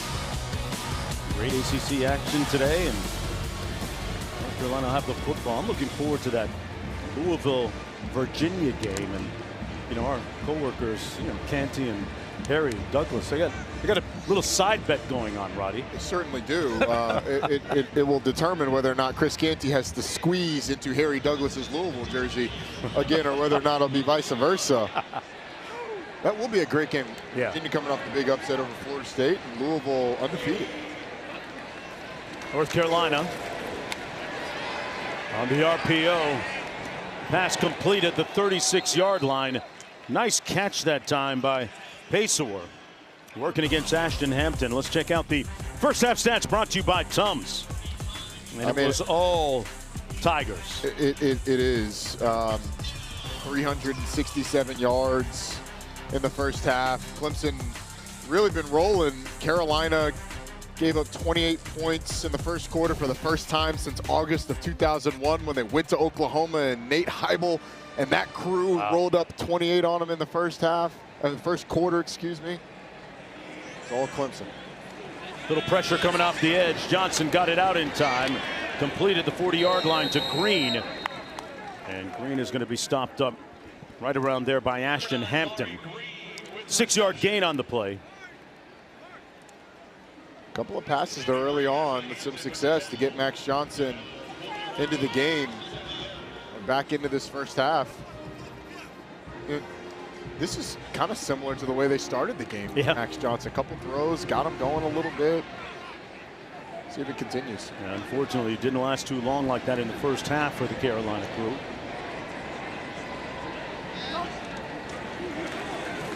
Toss into the boundary. June picks up close to the first down, about a yard shy. But a flag down on the play. Offense, number 55, 10-yard penalty, second down. That's going to go against Ja'Kai Moore, the important right tackle. Let's go down to Quint. Mark, I had the chance to walk off the field at the end of that first half with Coach Bill Belichick. Blunt, honest, lamenting at the fact that his defense got torched on the opening play. If you weren't with us, Clemson hit a double pass to score in their opening play. That was still frustrating him. He said our best offensive play was a touchdown, except we threw the ball out of bounds.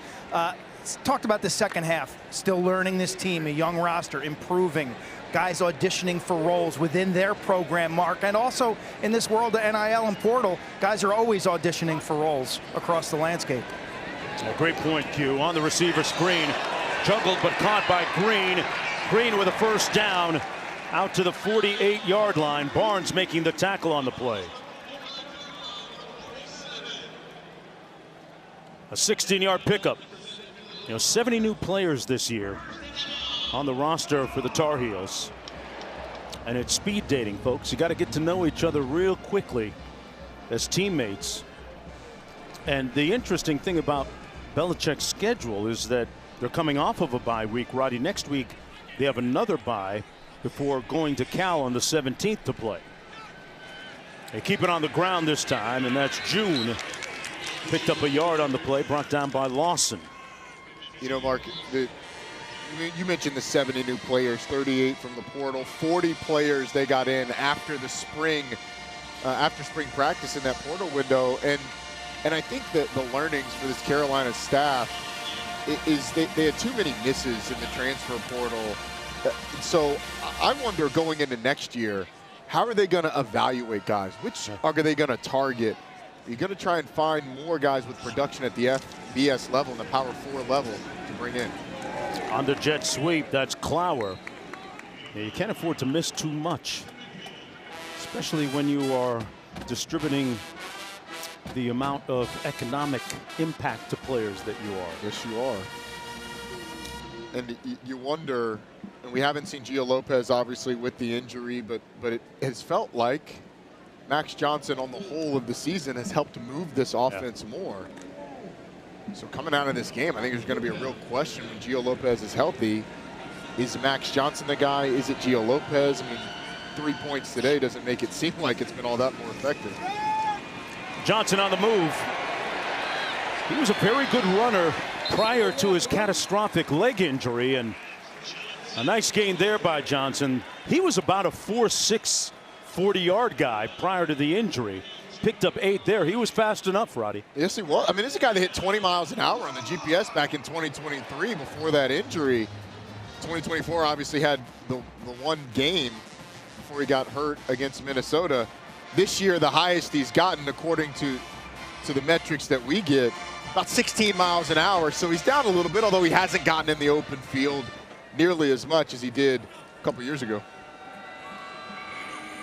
5 on the play lock. Hands it off to Hall, and Hall dragging the defender for another first down. But we have a flag down on the play. Is it just me, or have we said that a lot today? You said it a lot. Holding, offense, number 37. 10-yard penalty. It's first down. We told you at the top of the show that Max Johnson is overcoming a cataclysmic leg injury that he suffered in the first game of the season last year in the third quarter against Minnesota. If you don't believe me, well, this is part of the journey back.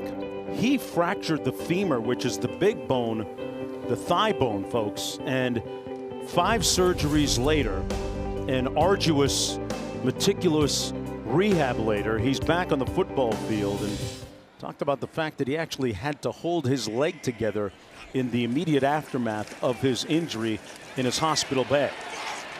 The pain was excruciating. That pass incomplete, intended for his brother, Jake Johnson.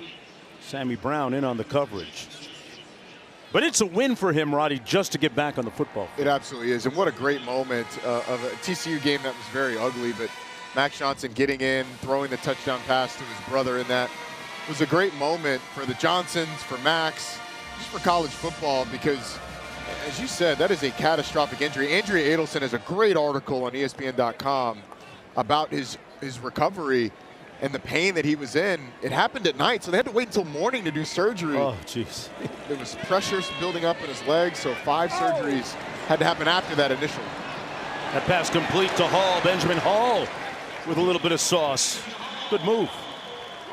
Max has been super accurate today, and you think about the joy that Brad Johnson, his dad, Nikki, his mom must be experiencing after the incredible journey. 10 days, he was in the hospital, 5 surgeries. Amputation was actually on the table as his circulation and nerve issues in his foot, but he has made it back with that metal rod in his quad. Underwater treadmill, essential to his rehab. And Coach Belichick telling me pregame that once they cleaned out the scar tissue, that his recovery and his progress has been really sped up. Completes the pass to the edge to Chip. And Chip is going to be stopped up short of the first down, but yet another flag down on the play. And then a subsequent one to that. The hold that's going to be called on Javarius Green is it's just a non-competitive hold. Guy starts running away from him, and he tugs on the shoulder. And now we'll see what the second penalty is.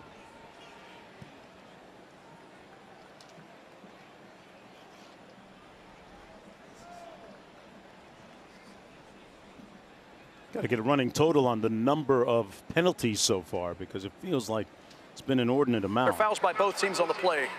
Holding, offense, number 9, 10-yard penalty. after the play, personal foul, unnecessary roughness, defense, number 1. That 15-yard penalty will be enforced with an automatic first down. Brandon Strozier gets called for tossing. Van Green gets called on the initial one. Defender starts to run away. Strozier starts to run away, and he just grabs the shoulder, the jersey on the shoulder, and then Strozier, once the play's dead, slams down Jordan Shipp. He's excited about it, but it's earned him a one-way trip to the bench to send a message. Yeah, coach be like, hey, come talk to me a little bit. Do not pass go. Yeah. Do not collect $200. Yeah. Matter of fact, why don't you put $200 in the fine jar? They can afford it now. Play clock hit 5. Johnson surveys and pulls incomplete at the 32. Intended for Benjamin Hall. That's up a 2nd down and 10. You know, we talked about Brad Johnson, the former Super Bowl winning quarterback with Tampa Bay, Max's dad. His mother also a very good athlete back in the day, collegiate volleyball player. And of course, his uncle is none other than Mark Richt, former head coach at Georgia and Miami. Been around football his entire life. Yeah, look at his formation. Funky. No result, though. June stopped up short of the line of scrimmage by Kobe McLeod. Filled that hole well. Clemson linebackers have been nice today. Woodaz, Brown, McLeod now on that stop. Loss of 1. 3rd and 11 coming up for North Carolina. And these are the pass rush reps that these Clemson defenders absolutely love. Gonna have TJ Parker on one side, Will Helt on the other, trying to get to Max Johnson. Just pinning your ears back and coming. They almost got to him. It forced the high throw. Kelly with the backside heat. Lit up Johnson, the quarterback here. Yeah, my son Kelly comes on the nickel blitz. Max Johnson's got to get the ball out quick. He does to avoid the sack, but that time Clemson with the pressure to get away from the protection and forces a field goal attempt. Reese Verhoff coming in, going to attempt this field goal from 50 yards out. Made one earlier from 35. His career long is 51. Gave it a ride and banged it right off the upright. It's been that type of afternoon for the Tar Heels. In this game of inches, sometimes, well, just listen up. Resonating defeat.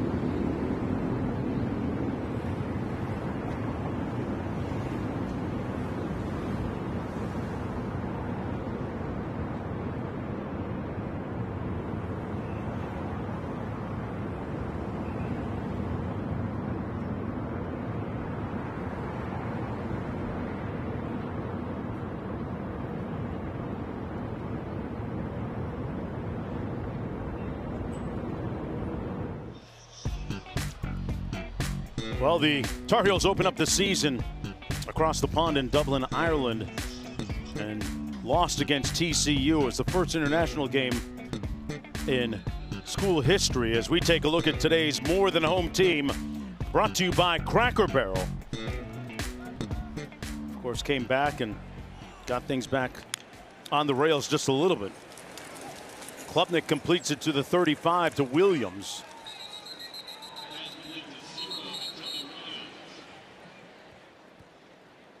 Pickup of 3 on the play.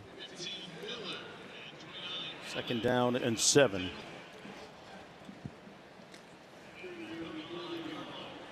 Cade Klubnik in the first half, 21 of 23.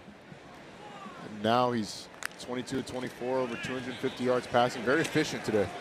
Adam Randall, the converted wide receiver, with a run over the left side. And Dublin against TCU, that was the first game. And then you think about it, it's only the second time they've played outside the continental United States. It's the Aloha Bowl in '86 in Hawaii. But that was a great time. Time you get to go out to Hawaii for a bowl game. That's coming up next year.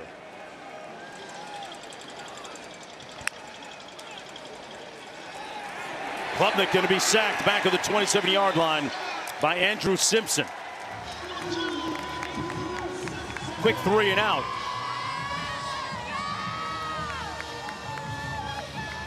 So in a day that has been bereft of positives so far, got one there. Yeah, and they confused the former receiver turned running back Adam Randall on who he was supposed to have in pass protection. Cade Klubnik is expecting that blitzer to be picked up. Randall misses it. Will Hardy back deep on his own 22-yard line for North Carolina. A high booming spiral. Calls for the fair catch at the 24. It'll be 1st and 10 from there. After the 46-yard punt, nothing on the return. Back in a moment.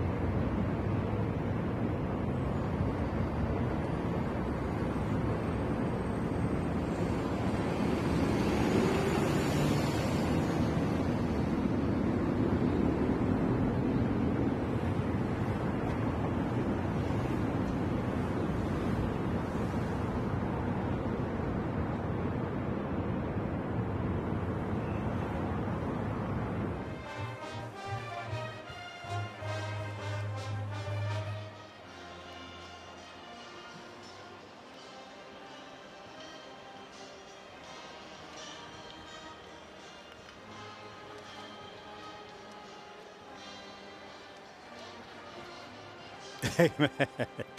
Yeah, this one, it's 35-3. Yeah, it ain't taking ditches, Matt Berry. Time and a half, Matt. It's time and a half, baby. The check's going to hit, though.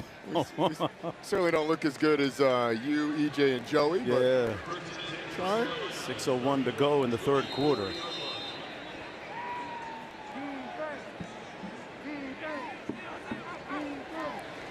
Max Johnson complete out of the backfield to June. June with a nice move makes it out to the 27-yard line. Ashton Hampton making the stop on the 5-yard gain. And as we take a look at this week's college football rankings, brought to you by Capital One. Really excited about that matchup in Tallahassee. Wonder the thing I'm wondering about that one, can that Florida State offensive line hold up against that vaunted Miami defensive line, and maybe a guy who's been the best player in the country in Ruben Bain. And then Vanderbilt, Alabama. Vanderbilt pulls the upset a year ago. Okay. Alabama may have overlooked them. You ain't looking this old. You ain't Can't get him twice. This Vandy team. But Vandy's good enough. They give Alabama some trouble. Love the fact the Commodores are undefeated going into that game, adding a little bit more intrigue to it. Good pressure by Green up front, and we have another flag.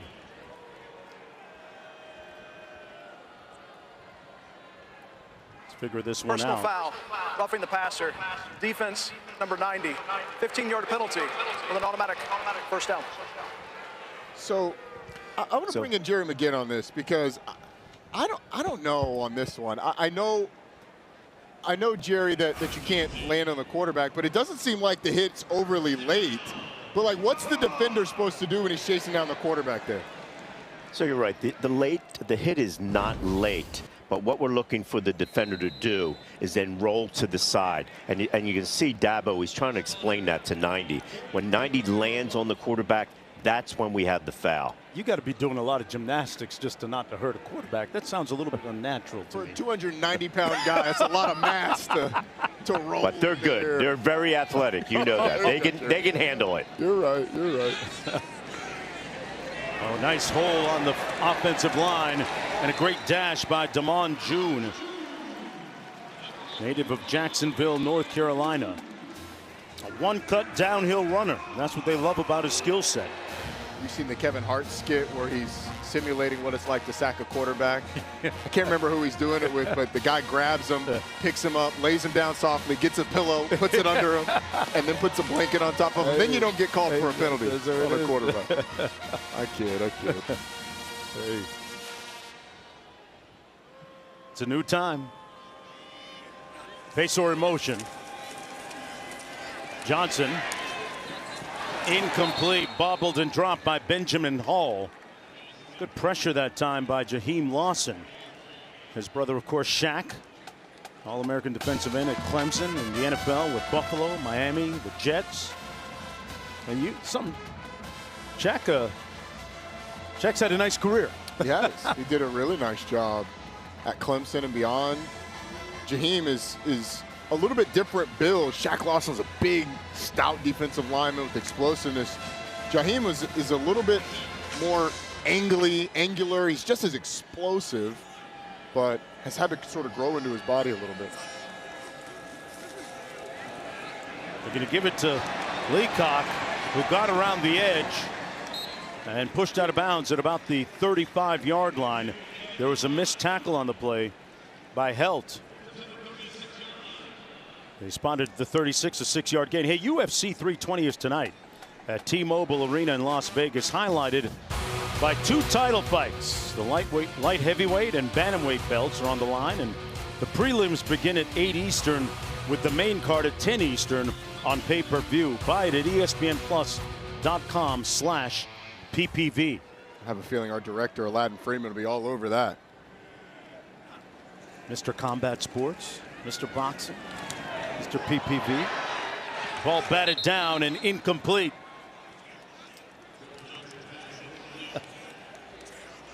Fourth down coming up.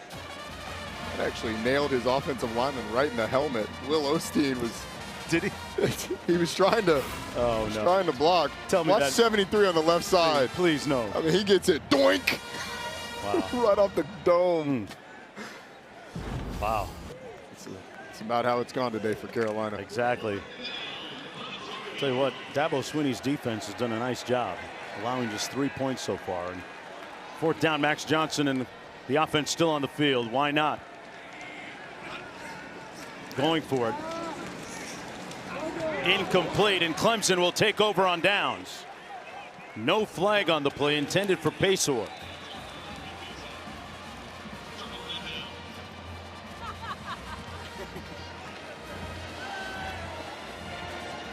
We got a time under the field. Clemson football when we come back to Chapel Hill.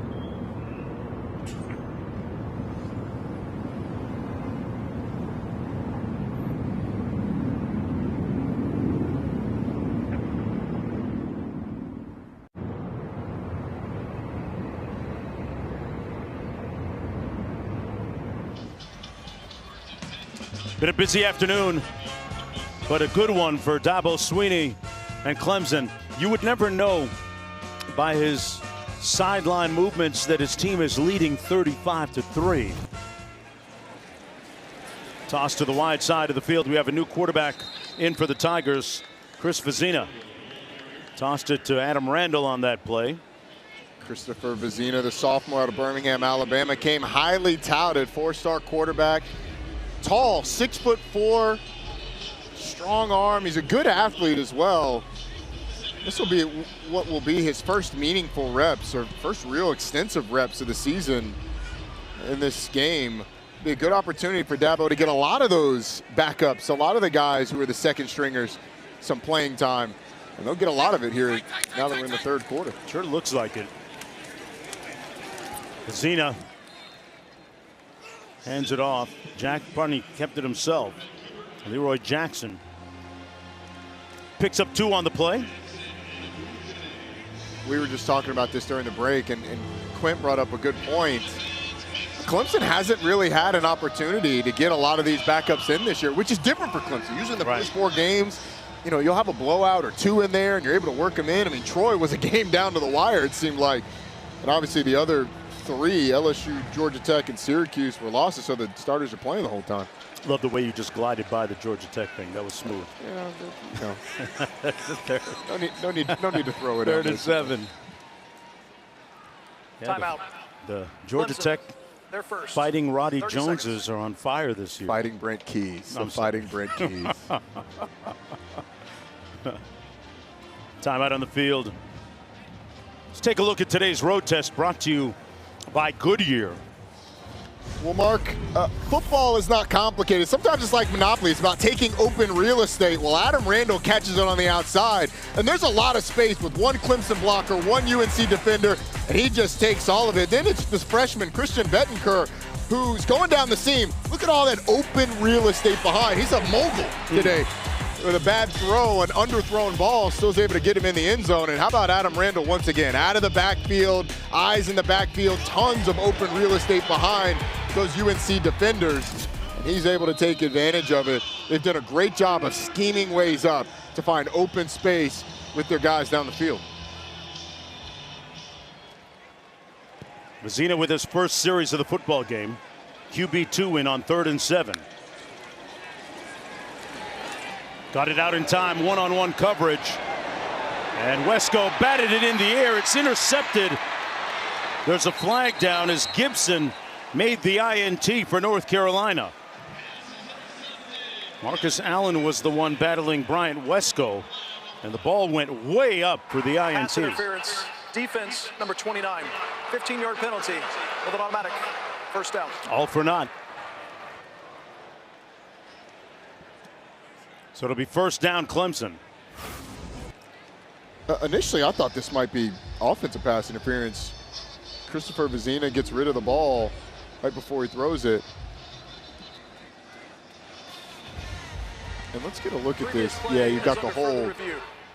You got the hold on the receiver. That hit on the quarterback might have been targeting. I mean, quarterback is a defenseless player in that posture, throwing it down the field. It did seem like that hit was pretty high, Jerry. What did you think based on the replay that we just saw?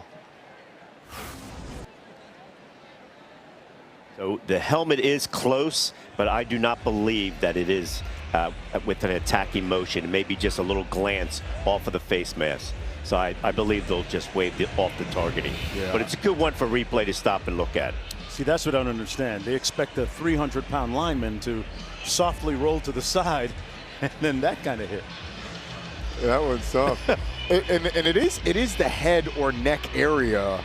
That one's close. I agree with Jerry. I think the forcible contact comes more to like the sternum of Chris Vezina. I certainly don't think all elements of targeting have to be confirmed by replay in order for this to be declared targeting. After further review, there is no foul for targeting. Clemson ball first down. There it is.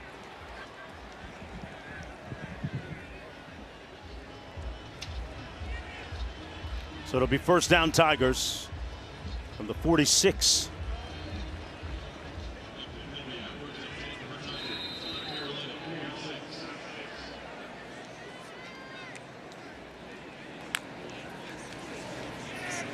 Little receiver screen complete to the edge, and Antonio Williams brought down. Nice tackle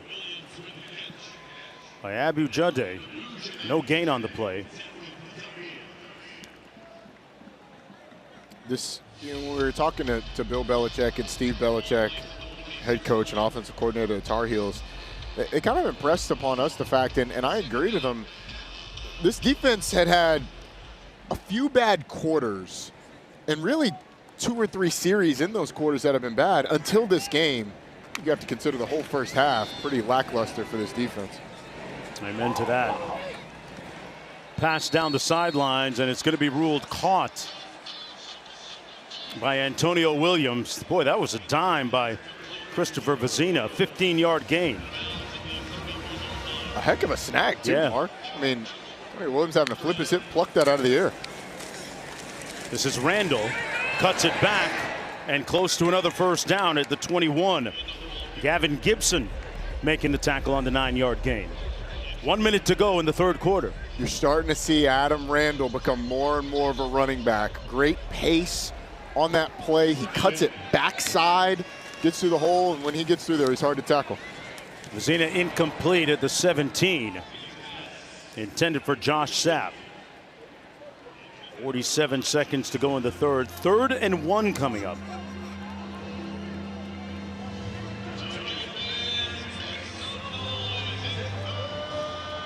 Good chance here for Vezina, though. He's got some good reps in. Steve Belichick trying to figure out what this Clemson offense is going to do. Steve Belichick grew up around NFL locker rooms. Randall will pick up the first down just enough. Caleb Cost making the stop on the play. Yeah, we were talking with Steve Belichick, the defensive coordinator, said that he has NFL players regularly kind of tap in with him. Rodney Harrison, Lawyer Malloy, Willie McGinnis, a bunch of guys who used to hang out their lockers. Yeah, it's funny. We asked him, at what age do you first remember watching film with your pops? He said 4 or 5. By 8th grade, he was taking the Patriots tests, like the defensive tests that you get before games, and learning the playbook with the guys that you were talking about. Absolute legends of the game.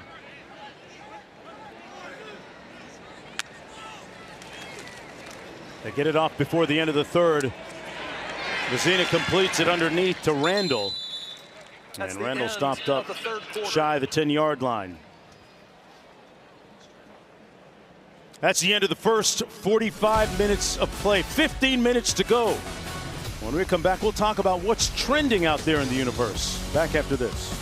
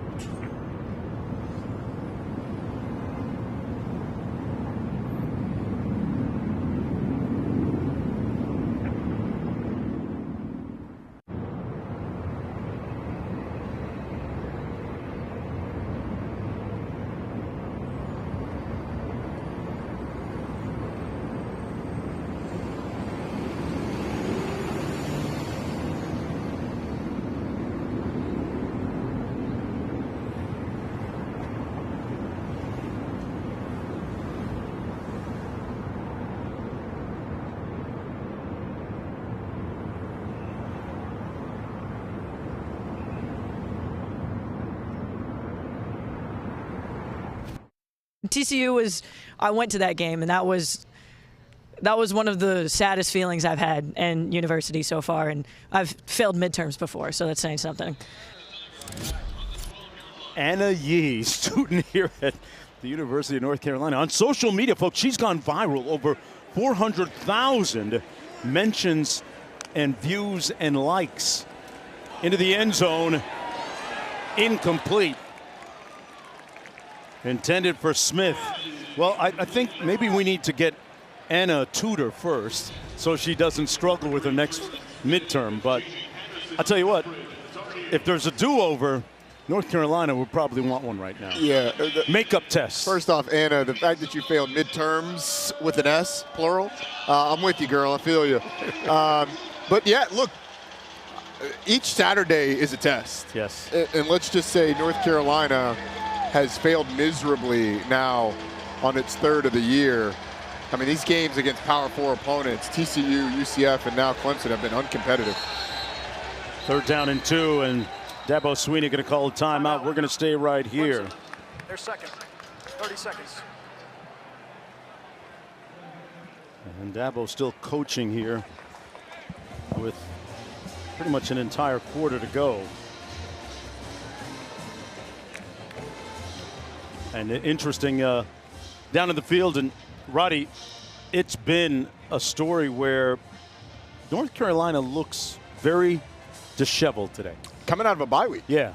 We've seen pre-snap penalties. We've seen a timeout having to be taken so they don't get called for too many men on the field. We've seen bad eye discipline on defense. And you just wonder, is this coaching staff connecting with this group of players? I do think they're overmatched from a talent standpoint, especially in this game, but really in all the Power 4 games that we've seen them play in. And that's another question for the offseason. How do they fix that? But for this season, it feels like whatever this coaching staff is doing is not reaching these players, because they not only looked overmatched talent-wise, but they look overmatched X's and O's scheme-wise and technique-wise. Let's go to Q. There was a general sense of positivity on campus yesterday. They've left the building and clearly headed back to Franklin Street a little early, but this is an educated fan base. This is a smart fan base. This is an eager fan base. With some expectations, too. Randall inside the 10, picked up the 1st down. It'll be 1st and goal for the Tigers. And Mark, there was patience preached from North Carolina leadership about this team. Bill Belichick on College Game Day told the guys that could take 2 or 3 recruiting classes to get it looking like he wants it to look. But in this day and age of the transfer portal, what Curt Cignetti did last year at Indiana, with the way coaches are judged, I mean, 2 or 3 years feels like an eternity, especially if it stays looking like this. Shiplin in for the alley-oop, and it's batted away. The former basketball player, the intended receiver, but Patterson knocked it away from Shiplin. All right, let's take a look. Good release. I think the coaching point for Chris Vezina, put it up higher. A guy 6'7", get it up higher so that he can go up and high point it. But for Ian Shiplin, you know, you got to use your size to get kind of on the edge of the defender. Box him out, so to speak? Yeah, a little bit more. Or, you know, get inside. You can truly box him out and let him put it right on your chest. But they're working on it. Second time we've seen that this year. Williams in motion. They fake the handoff on the jet sweep, and Vezina keeps it himself. So, Roddy, we're talking about Shiplin, the tall 6'7" tight end. How do you go about getting position and boxing a guy out? So if the ball's inside, ball's in here, when you come off the line of scrimmage and I start to get into your body, then you work back this way, grab that shoulder and work back this way, and then the quarterback has my whole chest to throw the ball into. He's a big-bodied receiver, so you can sort of just, I mean, you know how to do it in hoops. It's basically the same thing. Put your rear end into him, stick it out a little bit, reach those hands out, he can't get around you. I got straps, though. You're not getting by me. Yeah, okay. I believe that. Here we go on 3rd and goal. Pass batted down nicely by Caleb Cost. Sets up 4th down and goal, and Clemson's going to send in the field goal unit. But hey, you know what? In an afternoon that, well, has been disastrous, let's be honest about it. A little bit of a win there as Koss batted that one away. So Clemson will have to settle for a field goal attempt. Hooser from 27.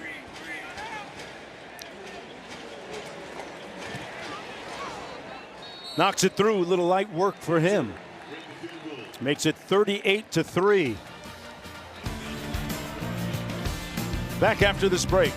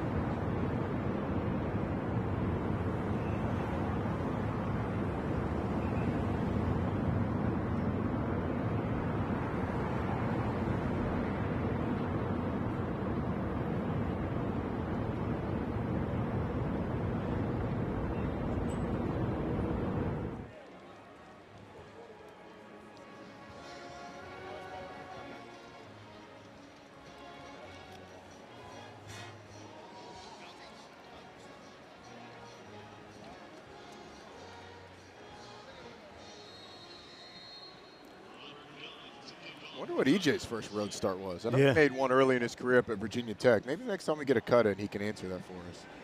First road start for EJ Maynard. He got his stats in his pocket rating on that fastball right now. Yeah. I bet it was a good one, I'll tell you that, based on his career. Yeah, no doubt. Hey, folks, our Week 6 ACC Network football lineup continues this afternoon with SMU hosting Syracuse coming off that big win last week at 3:30. And we'll cap the night with a field pass presentation. Number 3 Miami and number 18 Florida State. That matchup with sideline commentary at 7:30 Eastern. Both games are also available on the all-new ESPN app, so you can watch anywhere. You're watching that one on the flight back to South Florida. EJ says freshman year, Wake Forest balled out in all he caps. hit you. He hit you already. He did. I need numbers. I need video, EJ. Johnson delivers complete at the 30. That's Clower. And pushed out of bounds near that first down. They're going to give it to him. A gain of 11 on the play. I love the way that Miami has run the football this year. When you look at that matchup, you kind of talked about it a little bit.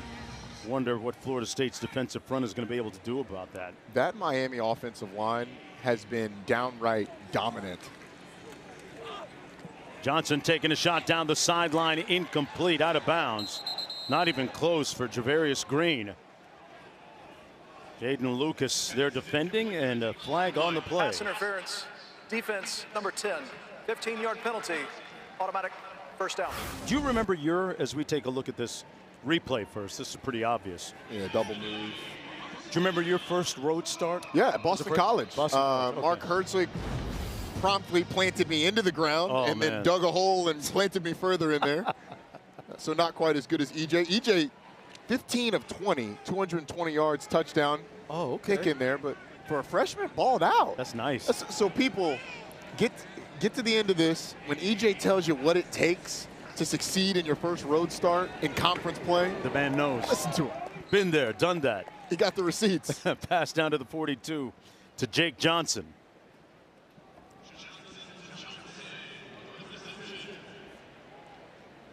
Couple of brothers teaming up.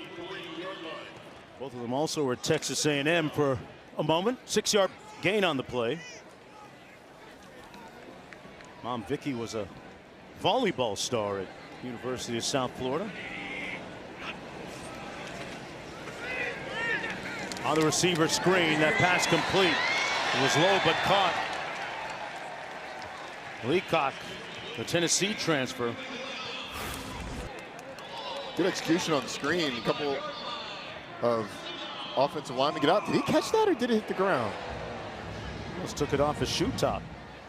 It's close. Oh, yeah. Never touches. Yep. 18-yard gain. Nice catch. Ball down to the 25.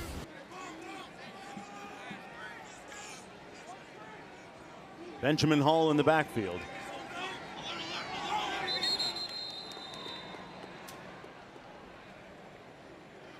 False start, offense number 82, 5-yard penalty, it's first down. When you talk about Bill Belichick and trying to build this North Carolina program, it all comes down to what is foundational to success in college football, recruiting. And he talked about being able to identify who that point person is. It's a different deal in the NFL where you have film on people, you've got an agent. Meanwhile, when you talk about high school players, it's parents, high school coach, agent, an uncle, a teacher, a pastor, could be anybody. And that caught made down at the 11 by Jordan Owens. An authoritative toss by Max Johnson, good for 19 yards. And you know, Mark, he said sometimes those people aren't even on the same page about what's most important to them. Mom, right. Academics may be most important. Dad could be something like playing time or NIL. And figuring out who the person that has the recruit's ear the most is incredibly important. It's part of the learning curve that he and Mike Lombardi, the GM, have had to get over. Something that they'll have to institute differently going into this offseason. 10.5 minutes to go. A gaping hole on the left side. Touchdown, Carolina. Benjamin Hall.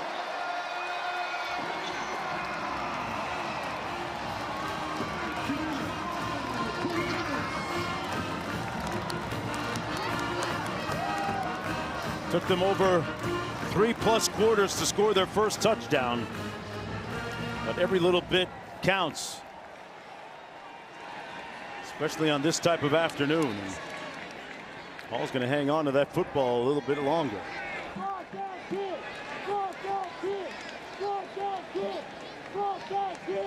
I'm sure there are a couple of guys on that Clemson defense that a little perturbed by the fact that they didn't maintain their shutout. First career touchdown for Benjamin Hall. A moment.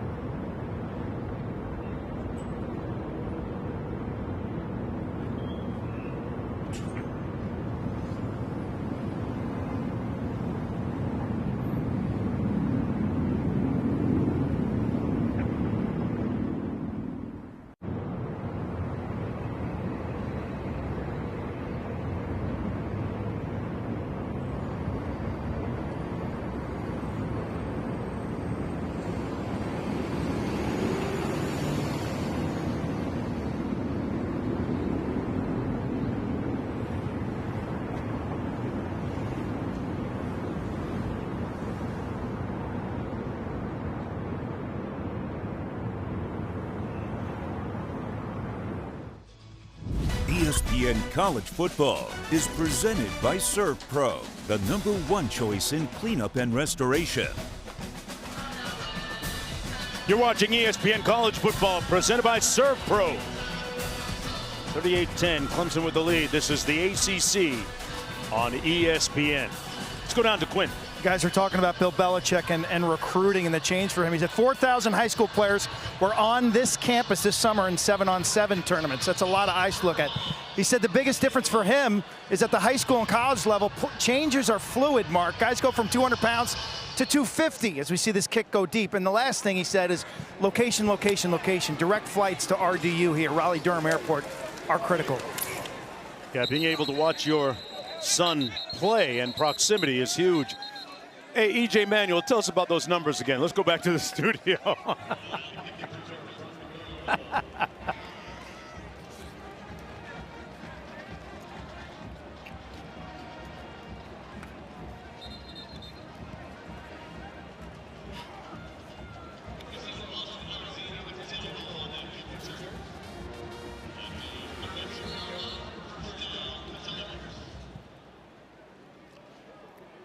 Hey, Matt, check the video, man. Make sure those video. Make sure there's video. Hey, I love you, EJ, but I got to see some video. I know for a fact. I believe it. I know for a fact that it happened, and that guy was scooting, as well as tossing. I remember the pill around. You know that the game after us, that Florida Texas game. Talked about the Arch Manning side of it. For Florida offensively, you know, it has felt like DJ Lagway's injuries. He didn't throw a lot in the spring. Got hurt in preseason camp. It felt like that has really put that Florida offense behind the 8 ball in terms of getting on the same page with a group of new receivers. So you think they've underperformed as a result? Absolutely. And DJ Lagway has. Like, it spiraled out of control on him at LSU. This is Davidson. Stopped up. Loss of 1 on the play.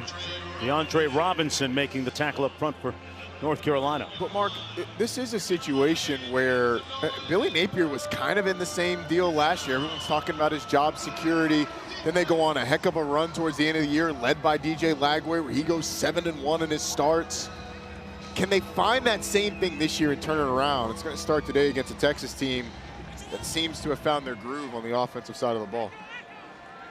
3rd down and 7 for Clemson. 3 receivers out to the bottom of your screen. Vezina downfield, flag thrown, incomplete. Trey Miller was back there defending. Pass interference, defense, number 15. 15-yard penalty with an automatic first down. 15th flag we've seen today. Yeah, with more to come, I'm sure. 9 minutes to go. Let's hope not. Let's hope not. And that's going to move the ball to midfield. 1st and 10 for the Tigers, who, barring a bigger turnaround than Jesus turning water into wine at Cana. And we've got a 38-10 lead right now. Under 9 minutes to go.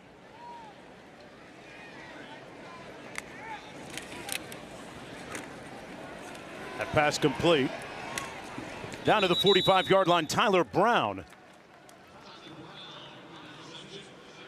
Picked up about 5 yards on the play. It's good to see Tyler Brown healthy this year. I think the depth of this Clemson receiving core, we're obviously excited about it coming into the year and wondering when they would start to perform like the preseason expectations. We see some good things out of Tristan Smith today, Tyler Brown getting involved. Certainly have seen him from Antonio Williams and Bryant Wesco and TJ Moore. Feels like they're hitting their stride. They use that reset to get a bunch of things accomplished because this has been a different Clemson team than we saw in the first 4 weeks. Nice run by Davidson, picked up about 4. And you love the approach by Swinney. He owned it as well as his staff. And this is what they have to look forward to. Yeah, so you look, Boston College is getting absolutely waxed by Pittsburgh, and they're still yet to win an FBS game this year. SMU, Duke, both good teams. The schedule is not easy for Clemson the rest of the way, but with the talent they're not entirely eliminated from the ACC championship game scenario. I know it is way too early to talk about that. Going to bookmark that for you, partner. First down run. Here's the thing. Florida State already has a conference loss to Virginia. If you go and you beat them, then you've got the tiebreaker over them. The issue is going to be Syracuse is with the injury to Steve Angeli. They're going to have a tough time not dropping at least a couple more. So the issue is, you know, the other undefeated teams, the one that you don't play. But, Mark, I mean, as of, I don't know, 3, 4 o'clock the Saturday after Thanksgiving last year, Clemson wasn't in that ACC championship game. And then Syracuse beats Miami, and they get it. Great point. Turner trying to get to the edge and brought down behind the line of scrimmage at the 41. Loss of 2 on the play. Dabo Swinney told us that he learned a lot when he was on staff at Alabama, when they started off 0-3 one year, and he watched very closely head coach Gene Stallings at the time and how he rebuilt his team physically, emotionally, psychologically, every which way, and got them right back in the race. Seems like the right buttons have been pressed on that reset. Under 6.5 minutes to go in the fourth. Vecina on the play fake. Downfield and almost intercepted at the 15. Thompson battling, almost had himself an INT, working against Cole Turner. And don't forget, coming up a little bit later, 70th meeting all time between Miami and Florida State. Miami leading the overall series. Florida State has won 3 of the last 4. But Mario Cristobal has a crew this year down there in Coral Gables. Who you got, partner? I'm going with Miami. I think their running game is something they'll always be able to lean on this year. That really impressive offensive line we were talking about a moment ago gives them an edge. And I live in Dade County, so I need to go home, Roddy. Good call. Good call there. I like that call on the run game. I think the thing that Miami has to avoid, this is their first road trip. Right. Going up into a hostile environment there in Tallahassee, they're going to have to avoid letting the environment amp up their emotions too much. And any tidal waves that come early, any big punches that Florida State throws early, you've got to manage your emotions through all of those. Vecina. Boy, great catch. Oh, no, they're going to rule it at the 30-yard line. Brown, 4th down coming up. Moving on the field is a catch. Oh, no, they're going short of the line of scrimmage, of course. Pardon me, short of the first down. And with 5:35 to go, change of possession when we return.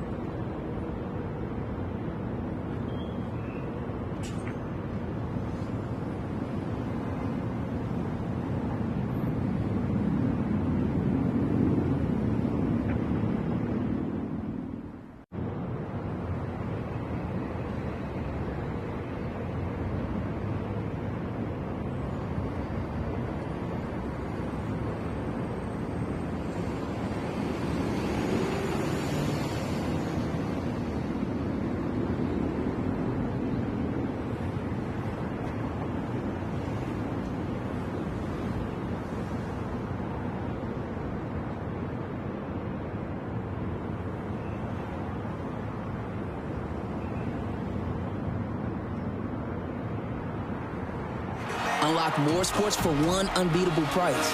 Get unrivaled coverage all year long. Introducing the new ESPN Fox One bundle. Back to the action here in Chapel Hill, North Carolina. Max Johnson still in at quarterback on the jet sweep. They flip it to Clower, who turns the corner as it pushed out of bounds at about the 34.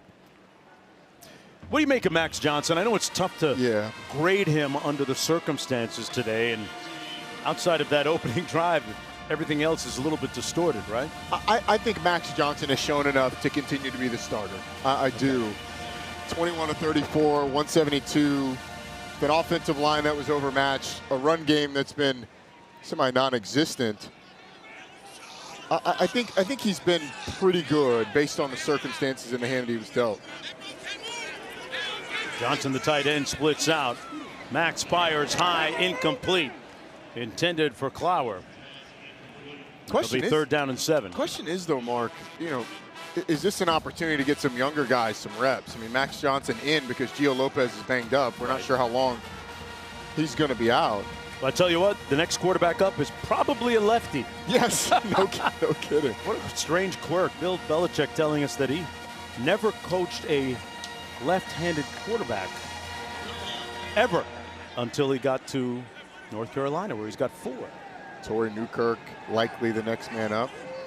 But it's worth noting that in the NFL, you don't really play your backups. There aren't many blowouts. You don't really play your backups. Johnson off his back foot for his brother High. Sets up 4th and 7 with 4:49 to go. You got a flag down on the play. Illegal formation, offense, more than 4 players in the backfield. Penalty is declined. It's 4th down. Okay, they have enough film on that infraction now, right? That's the 3rd time? You'd hope so. I mean, teach tape on it. Hey, guys, we can't even get lined up. Literally can't even get lined up correctly multiple times in this game. 4:49 to go. Offense gone. Punt team on.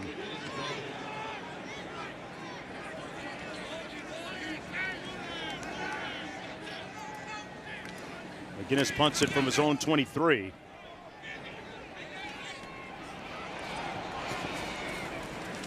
From the 23-yard line, it's Bird. Let's go down to Quint. Well, some people call him Chapel Bill now, but there's a new sheriff in town, and that's Bill Belichick, longtime NFL head coach, the head man. And some of the changes he's made as he tries to evolve and become the leader of this program. Michael Lombardi, key spot as a GM. They got 13 new assistant coaches.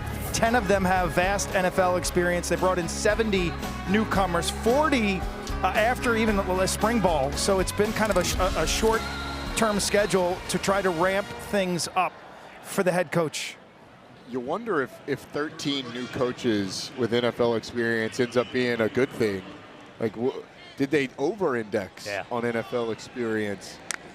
Trent Pierman in at quarterback now for the Tigers. Hands it off to Keith Adams Jr. Nice sprint between the tackles, close to a 1st down. The reason I asked that question, Mark, is because when you bring in a new staff, you obviously have to get up to speed really quick on transfer portal, jumping in, get new players, all of that. You just have to wonder, did they approach the portal the best way? The best players they brought over were guys that Steve Belichick coached at Washington. Right.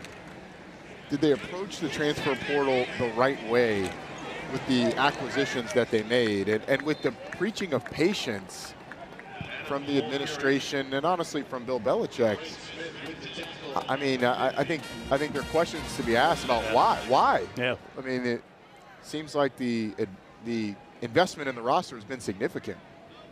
There's a look at Steve Belichick, the defensive coordinator for the Tar Heels. 1st down and 10 from midfield for Clemson. Who next week will be at Boston College. Pierman keeps it, nice move, and brought down at about the 45-yard line. Pierman, a junior out of Clemson, South Carolina, local kid. Walk on. Well, people like what Trent Pierman brings to the table. Gets the ball out quick. Great understanding of the offense. Yeah, two-time South Carolina Gatorade Player of the Year in high school.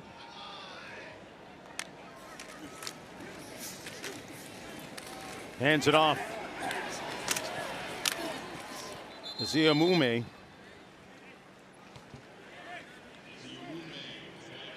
With 2:46 to go.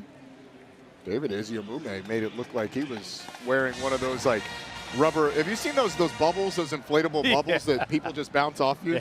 It's kind of what it looked like there for a while. Like boing, boing, good call. Boing.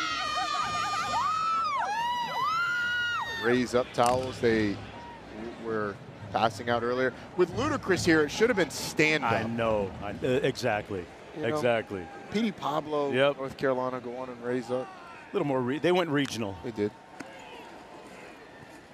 Pierman continues to drop back and wisely throws it out of bounds. Seems like they tried to hit North Carolina, one of those fake screens that they had earlier in the game. Carolina covered it better, having learned from the mistakes earlier. Tell you what, Roddy, you alluded to it, man. After the first play of the game, Carolina, I'm not sure they ever got their footing back. I don't think they did. And I think it was twofold. I think it put a lot of wind at the back of this Clemson offense too, Mark. Well, they got their mojo back this afternoon, that's for sure. Keith Adams Jr. picks up a couple of yards, and we hit the 2-minute timeout. Third down coming up for Clemson. The outcome of this one, long gone, like $2 a gallon gas, folks. Back after this.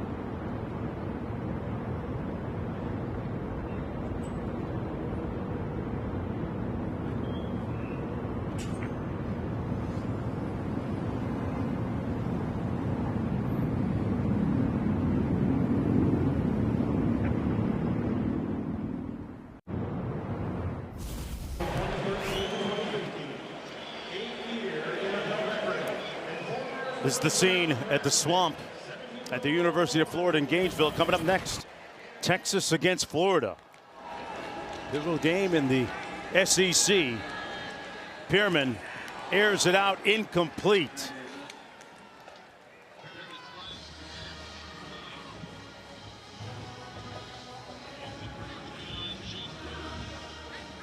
Doing the Who was that doing that cheer? Keanu Neal doing the Keanu two-bits Neal? chant. Okay. Falcons great. Legend? Falcons great. We're gonna go with Falcons great. Keanu Neal. 2 bits, 4 bits, 6 bits, $1. I don't know the rest of it. Hey man.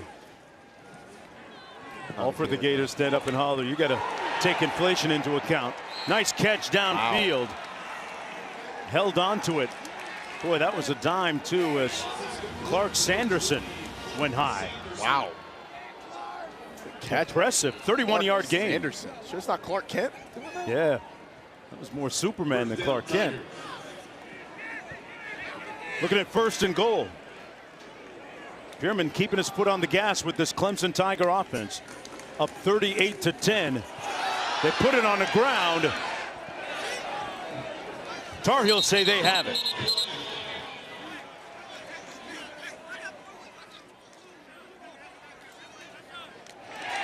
And it's going to be North Carolina football. And a little bit more teaching tape for Clemson. Just a fumbled exchange by Pierman. Done the hard part. Yeah. Great throw down to get inside the 5-yard line. And then he and Keith Adams Jr. not on the same page. Given, taken, ends up on the ground and ends up with a Carolina recovery. Got so close. North Carolina with 3 timeouts remaining. 1:23 on the clock. Max Johnson is going to go to the distance here for North Carolina. Under center.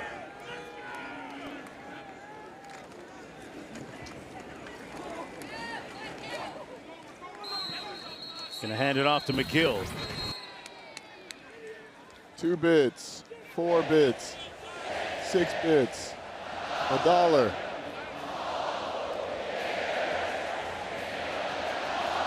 All for the Gators stand up and holler. You're right.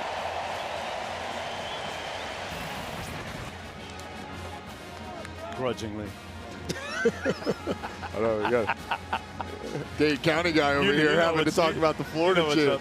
You know what Miami? What do they call the place that they're playing that game today? I forgot. In Miami, we call it Canesville. Oh, that's what it was. Not Gainesville, Canesville. Got the papers on that city from all the wins. Pass complete. Oh, that place is swamped. Pass complete to Connor Cox. 27 seconds to go. I heard Tim Tebow talking today about only Gators get out of the swamp alive. They could use some of that energy today. Connor Cox again with the catch and run. Timeout, North Carolina. And the Tar Heels will 30 seconds. use one of their 3 remaining timeouts with 15 seconds to go. Can't take them home, Mark. Nope. They don't roll over to next week either, so might as well call it and discuss. They'll get another week to figure things out, and by the looks of it, they'll be able to take advantage of it. They pretty much have to. Thing is, based on how things have gone so far, I mean, it's hard to find the games where you feel like they will be equal in terms of talent with the opposing teams. I mean, they go out to Cal, right, with Jiren Kiave Songopuatele, who has been phenomenal at quarterback. That offense has been explosive. Virginia's been really good. 2nd and 7, 15 seconds to go. They can squeeze off a couple of plays. Johnson almost picked off at the 38-yard line, incomplete. Batted down by Jeremiah Alexander. So 10 seconds to go. Cade Klubnik's lamenting the interception miss. I remember him telling me he's such a team player. Told me a couple of years ago one of his great high school memories was when he was hurt. He missed a couple games, gave his backup in high school an opportunity to play, and he played so well that he earned himself a Division I scholarship offer. And that to him is what he likes doing. McGill on the catch and run. Out to the 31-yard line with 1 second to go. And North Carolina, will they use their final timeout?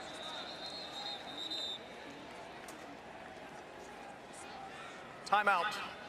North Carolina. They will. Second, 30 seconds. Please put 1 second on the game clock. Good to the last drop.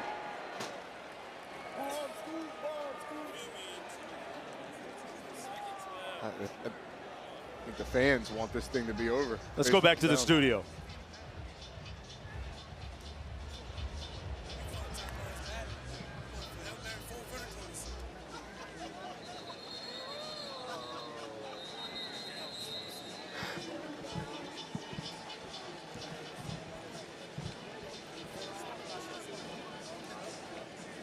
Did Matt just dump us? That's why we love. That's why we love Matt Berry. Keep it real, Matt. I mean, Matt we were keeping it real. friends. He put us in the friend zone. No, sir. He said, "Look, I'm trying to have a breakup here. Right. You guys won't let me go." Max Johnson to his brother. A family affair, and this one is cooked, glazed, and sliced, folks. Cade Klubnik and the Clemson Tigers get back on track. A good day from Adam Randall as well. Klubnik 22 of 24. 4 touchdowns, 10 different players with a reception for the Tigers. They improved to 2-3. College football scoreboard coming up next on ESPN, followed by Texas, Florida. Roddy Jones, Quint Kessenich, our entire crew. I'm Mark Jones saying so long from Chapel Hill.